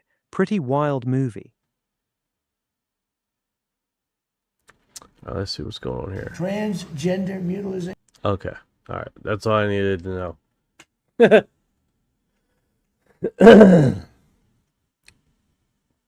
Call your senator. You work too hard for your money. It's like literally the first words that come out of that mouth. Controversial. Let's get it. Let's move on.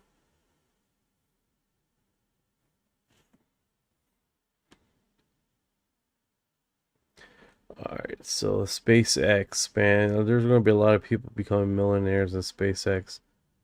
If they had, they've been putting stuff in SpaceX for a little while. They're going to be millionaires. 100%, dude. 100%. Without a doubt. Yeah. Alright, my feed looks like it changed on me here. So let me... Okay. First look on Alien, Steve Spielberg. E.T. the Extraterrestrial. That's the one you're thinking of. Oh, let's see what these guys talking about. The biggest headline of our lifetime. And that phrase that he just used, plasmoid, whatever, what is he talking about, Lou?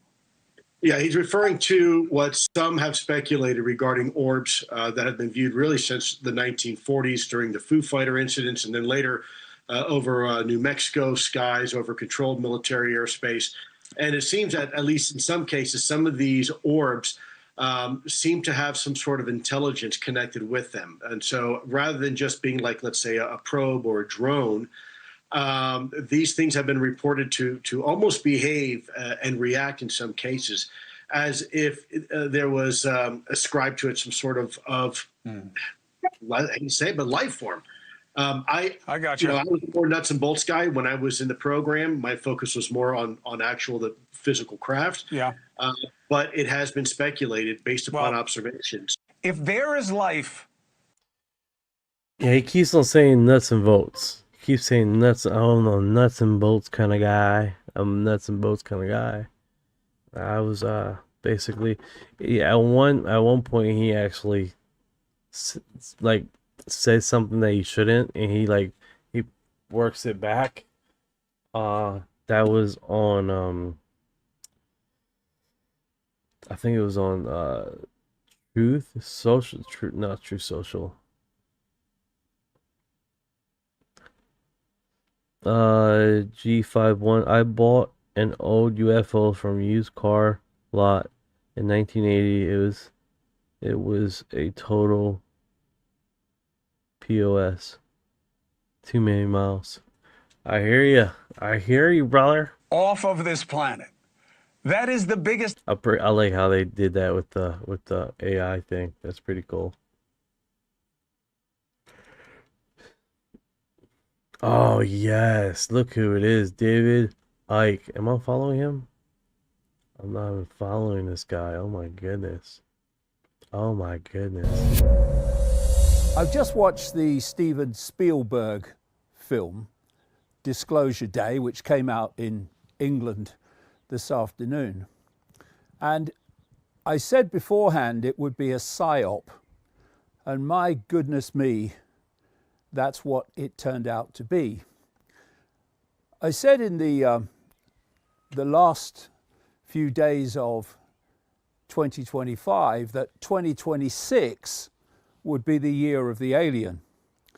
Why? Because I started to see that Steven Spielberg was putting out this movie, Disclosure Day, and it would fit perfectly with what we've been seeing for the last few years now, which is a gradual, if you like, authority acceptance of UFOs, UAPs, and alien life as a possibility.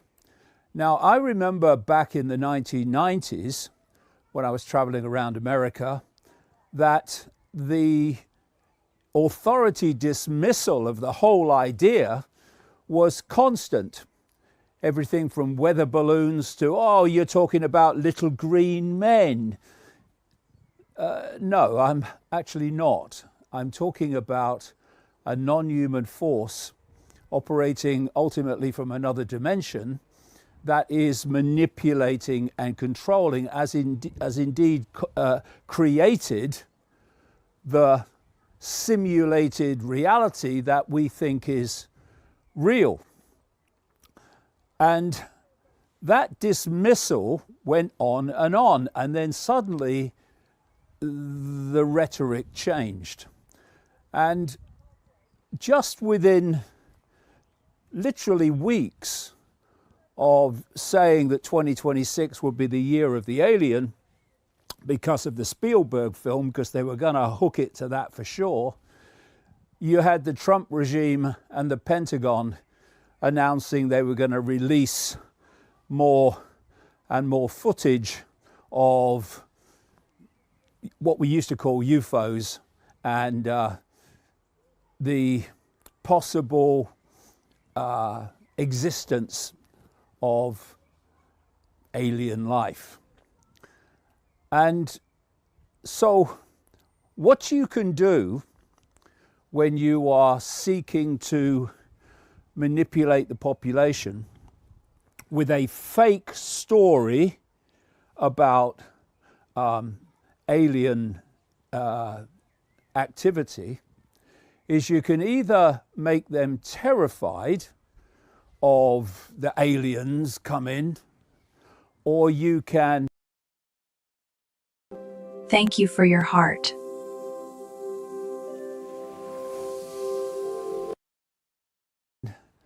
go another way and make people sympathetic, empathetic, and accepting of a benevolent non-human force.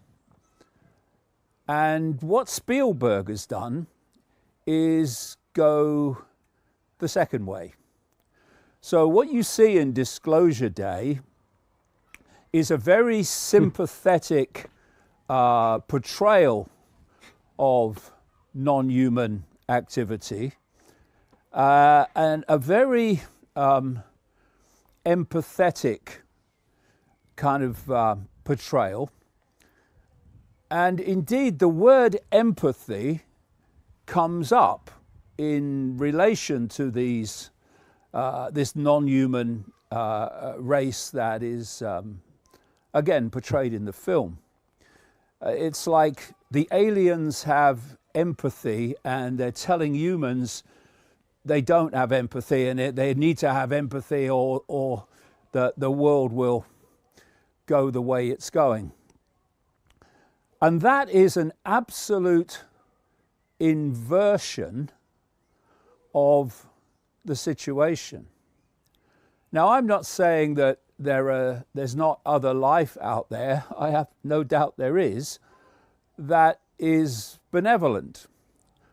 But the manipulators of human society, human reality, human perception of reality, are not benevolent. They are anything but. They are empathy deleted. So you can see the inversion in the film where the aliens are empathetic as opposed to humans who are not. And so we are seeing the perceptual preparation of people for the acceptance of non-human life in the film's portrayal. It reminds me of a bird, like adjusting itself, doing the it keeps doing that. It's like, an empathetic, sympathetic betrayal, but in other ways they will use fear as a weapon against humanity too. So the fact that we are having these disclosures, this disclosure footage of, oh, what's this? We can't explain it. And the Spielberg film out at the same time is clearly and obviously no accident. And what is going to happen is this movie will trigger a lot of interest, a lot of discussion and debate about the alien presence, exactly as it's meant to do. And it will be, all of it, including the government disclosure, it will be a misdirection, this film certainly is, a misdirection of what's actually happening. And what is that? That we have a reality that we think is real, we think is solid and physical, when actually it's not. And more scientists are beginning to grasp that fact, not least through quantum physics, but also through the increasing realization that this reality is some kind of simulation. And it is. And it's being created to enslave us by enslaving our perception. Everything is control of perception, because from perception comes behavior. yeah, he's it feels like he's a little bit of over rambling here. David Icke, he's the one that started the reptilian lore. I'm sure it was, let me verify. Hey, David Icke is famous for he was a soccer player at one point, I think. He got out of soccer and then he became basically the reptilian guy, basically talking about all the major institutions of the world is being run by reptilians. Oh, this is a great pause for him right here. Just like, that's so bad. Yeah, that's pretty accurate. He was a professional goalkeeper for teams like Coventry City and Hereford United in the 70s. Then he got into politics and journalism, and by 1990-91, he went full conspiracy mode, claiming the world is run by shape-shifting reptilian humanoids from another dimension. Been riding that wave ever since. Riding that wave ever since. He has a few books, right? I'm remembering. I know one book he has. Got a bunch of books, but the big one you're probably thinking of is The Biggest Secret. That's the one where he really lays out the whole reptilian bloodline theory hard. The other popular one is Children of the Matrix. Those two basically made him famous in the conspiracy world. Yeah, that's basically it. Yeah, I like how he thinks, because he did a documentary and he was interviewing a African I want to say witch doctor.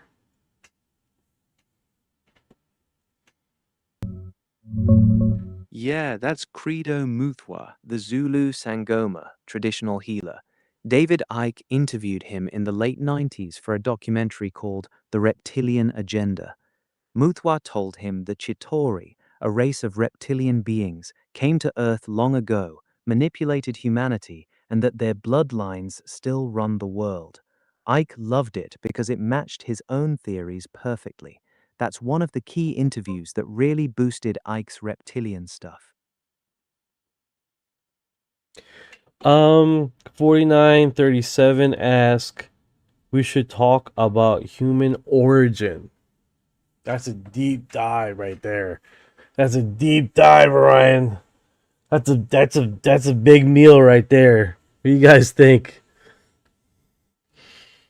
I mean, let's since we're on the reptilian thing, and we're talking about human origin, let's start with let's talk what is it? The certophiles. The certophiles. She's reptilian. She talks about human origin quite a bit. I'm probably gonna get flagged for this. I always do with the reptilian talk for some reason.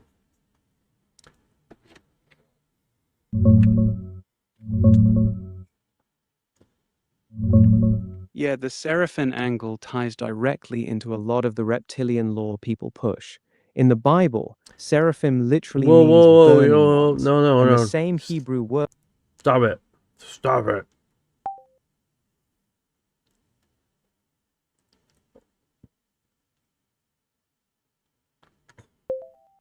The Lacertophiles. Basically, a female reptilian that gets interviewed. And I believe the language was originally in Swedish. That was later translated in the late 90s to English or early 2000s.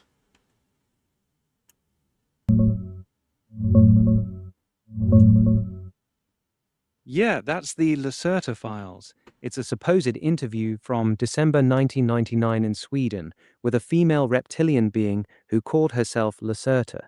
The guy who interviewed her was apparently a skeptic named K. She claimed to be from an ancient underground reptilian civilization that's lived here on Earth for millions of years, way before humans. She went deep on human origins, saying we were genetically engineered by other extraterrestrial races and that her people had conflicts with those same groups. She also talked about advanced tech, telepathy, and how her kind can change their appearance to blend in. It's one of the most detailed reptilian contact stories out there, but it's always been controversial. Some people swear by it, others call it straight-up fiction. You want me to break down her biggest claims?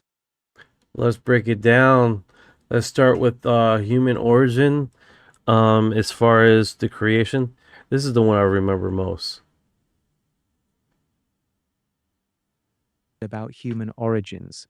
According to Lacerta, modern humans were not a natural evolution. She claimed we were genetically engineered by an extraterrestrial race she called the Elohim, which she said were basically the ones humans later called gods in ancient texts. She said the Elohim created us as a slave race to mine resources for them. Her reptilian species was already living underground on Earth long before humans existed, and they had conflicts with these Elohim over control of the planet. Elohim sounds like jinn, the Muslim jinn that they talk about quite a bit. Common connection people make.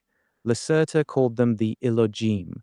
A lot of people who study this material immediately notice that Elohim sounds very similar to Elohim, the Hebrew word for God used in the Old Testament. Some researchers also tie it to the Islamic concept of jinn, powerful, invisible beings that can be good or evil, made from smokeless fire. Both ideas involve non-human intelligences that have been interfering with humanity for a very long time. It's one of those linguistic threads that makes people go, All right, go back to what she was saying, the Lacerta files. She said her reptilian species has been living underground on Earth for millions of years, long before humans existed. According to her, the Elohim, the extraterrestrials she compared to gods, came here and created humans by genetically modifying existing primates. She claimed we were made as a slave species to mine gold and other resources for them. She also said her own people had major conflicts with these Elohim, and that humans were given a strong religious instinct on purpose, so we would be easier to control. That's the main foundation of what she said about human origins. Want me to continue with her other claims? Oh yeah, let's get into it. And Explain how because it gets really technical in some parts of the story as far as the design of the TR3, and she mentions how it was how the design is not well designed because the magnetic field is a round field, and most alien species make their craft round to placate the movement of that magnetic field. So and we have the TR3, that what happens is that we have three ports of magnetic field that will interrupt itself. So basically what is happening is you got magnetic fields touching each other, which is creating a not radiation, but it doesn't help the propulsion system of the craft.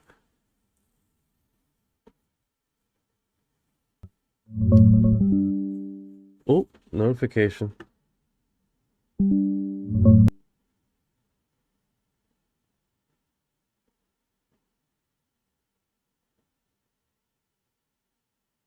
She gets pretty technical on that part. Lacerta says most real extraterrestrial craft are rounded, discs or cylinders, because the propulsion field flows much smoother around curved surfaces with no hard edges. That lets the field stay stable. She specifically calls out human military triangular craft, which people connect to the TR-3B.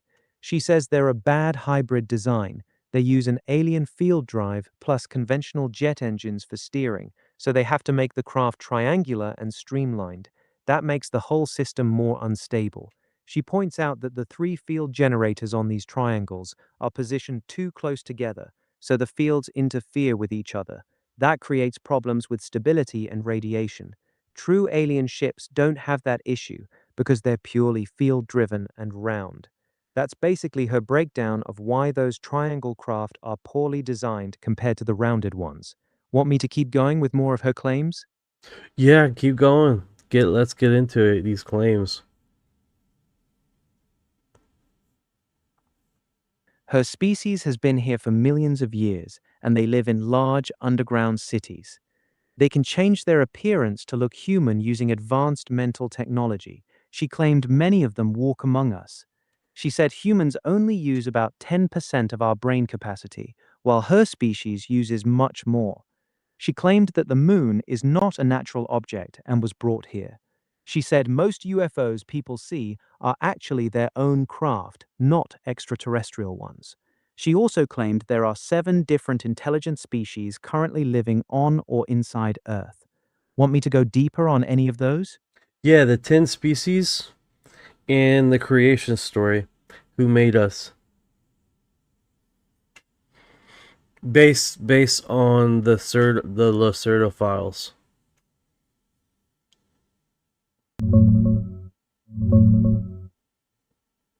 According to the Lacerta files, here's the breakdown on those two topics.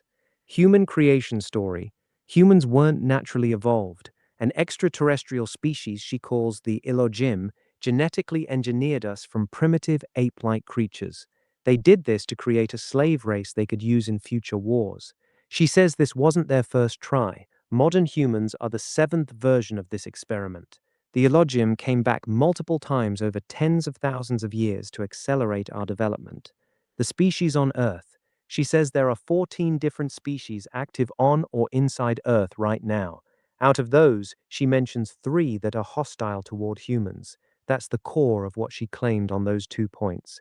Want me to keep going with more of her other claims? Oh yeah, most definitely. Claims. She says her people have no religion at all. They see humans as extremely primitive because we still need religion to control our behavior. She claimed that many of the world leaders and powerful people you see on TV are actually her species wearing a human appearance. She said time travel is possible and actually quite easy, but humans are nowhere near that level yet. She also claims her species has been in an underground war with another reptilian race for a very long time. Want me to keep going, or you want me to stop here? Go into that they're at war with another reptilian race, because this is the part where I don't remember this. That I know she had some conflict with the alien race that created us, and they basically they nuked the planet or whatever. They were in confrontation with that, but I didn't know about the other alien reptilian race. Is the one that the reptilian race that created us, or is this something different from the story?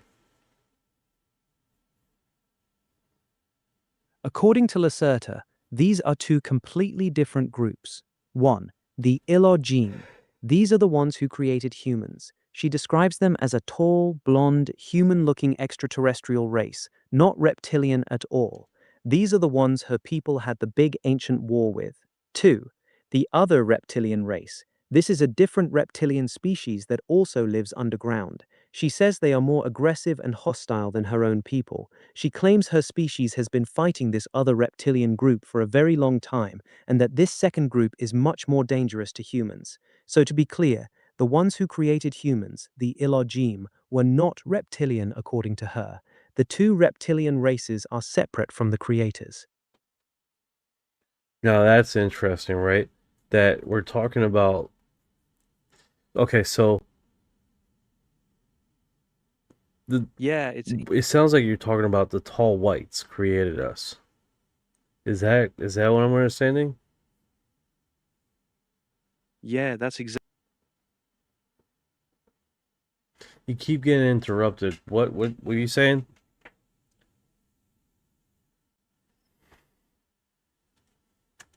Lacerta, the beings who created humans, the Ilogim, were tall, blonde, human-looking extraterrestrials, basically what people now call tall whites or Nordics. She made it very clear they were not reptilian. Her people are reptilian, but the ones who made us were a completely different, human-looking race. Okay, so based on the Lacerda files, another type of humanoid that looks like us created us, and they had war with them. A tall, blonde, human-looking extraterrestrial race, the Ilogim, created humans through genetic engineering. Her reptilian species was already living here on Earth when the Ilogim arrived. The two races went to war with each other over control of the planet.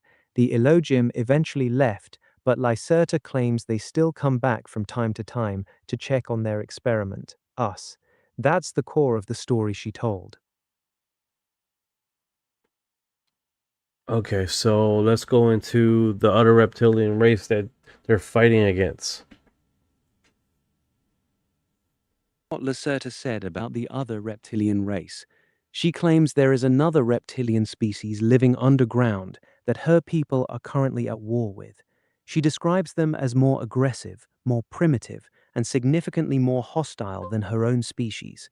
According to her, this other group is more violent and warlike, does not have the same level of technology as her people, actively hunts and kills her species when they encounter them, is much more dangerous to humans than her own kind. She made it very clear that not all reptilians are the same. Her people and this other reptilian race are enemies, and they've been fighting each other underground for a very long time. That's the extent of what she said about them. She didn't give a ton of specific details beyond that. That's pretty wild. That is pretty wild. Hey guys, I'm gonna call it quits here. Thank you guys for dropping by the live. Thank you for the 57 heart memes. I appreciate you guys, man.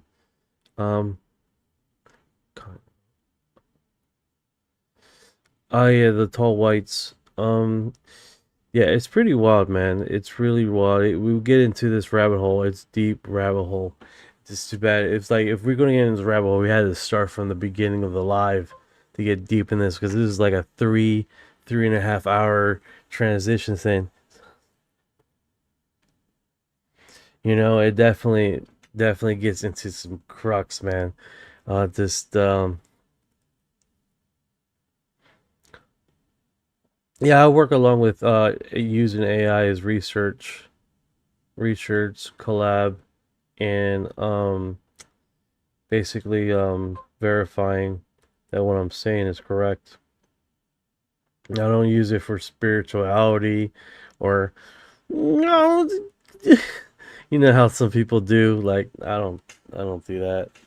It's like it's fact checking and making sure that the story that's being said and what the recall is on point. And more some, and you guys, if you guys been here for a while, you know it would if it fact checks me, because we're trying to keep it accurate, as accurate as possible, right? And also it would check making sure that the story that's being told hasn't been debunked. That's the biggest thing. If it's already been debunked, we don't want to keep repeating a debunked story, because that wouldn't help the community, you know what I'm saying?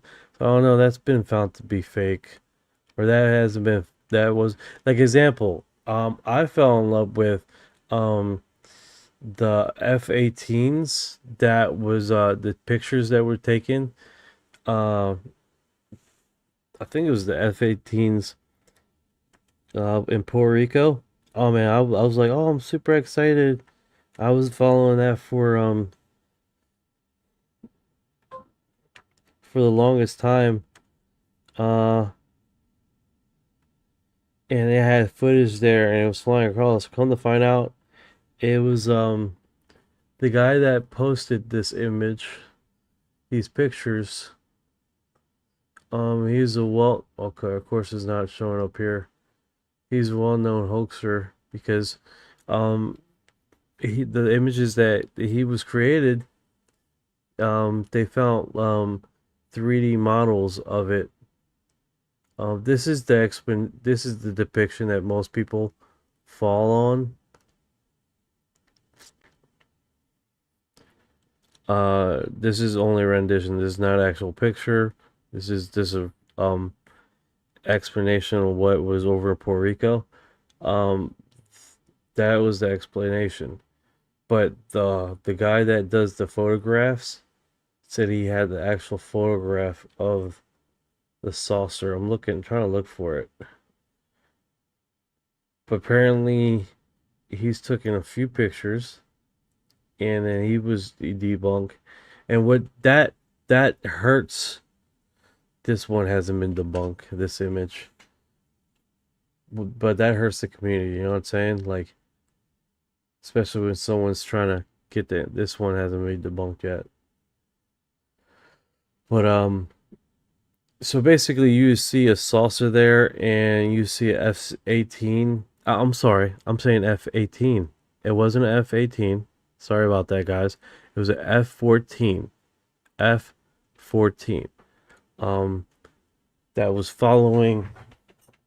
You should be in bed now. Oh, congratulations. Ta-da! All right, baby. Can I get a little bag to put that in? Okay. Yeah, so it's I'm trying to. It was an F-14. There's an image of it. I'm trying to find it. Did I put it in the search engine F-18? That's probably why nothing came up. That's probably why nothing came up.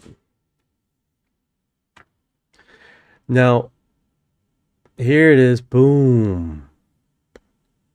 This image I absolutely fell in love with. Because this one right here literally has. Now, the problem with this one is, I'm trying to address it, is literally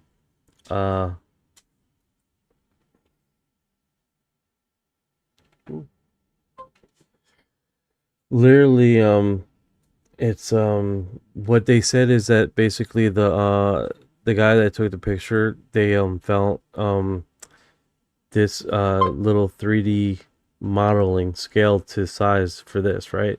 and people argue that these are hanging off the tree, which kind of sucks, man.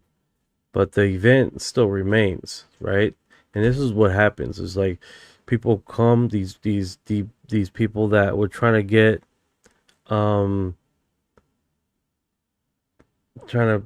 famous or whatever. They make this creation and then they fuck the story over, right? Because they all know the whole thing is a hoax, which kind of sucks, right? But what the report is that 2 F-14s, this thing opens up a wormhole or whatever, and both of the F-14s follow suit. Now, what's strange about this story was leave credence that there were 2 F-14 pilots that go missing. One winds up dead. The other one survives.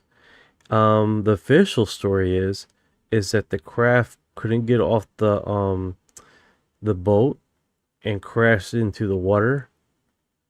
And then the second pilot, I don't know what happened to him, but both of them happened at the same time. And how the story goes, it was 2 F-14s following a saucer, and the portal thing happened. So that was really strange how those non-associated stories line up to be landing at the same time, the time range, right? Which that was weird in itself. And there's things like that, little oddities, right? But yeah, I should definitely make a big research on this, because this is super interesting, right? Thank you guys for showing up in the live. I appreciate it. And if you've been here this long, you are disclosure.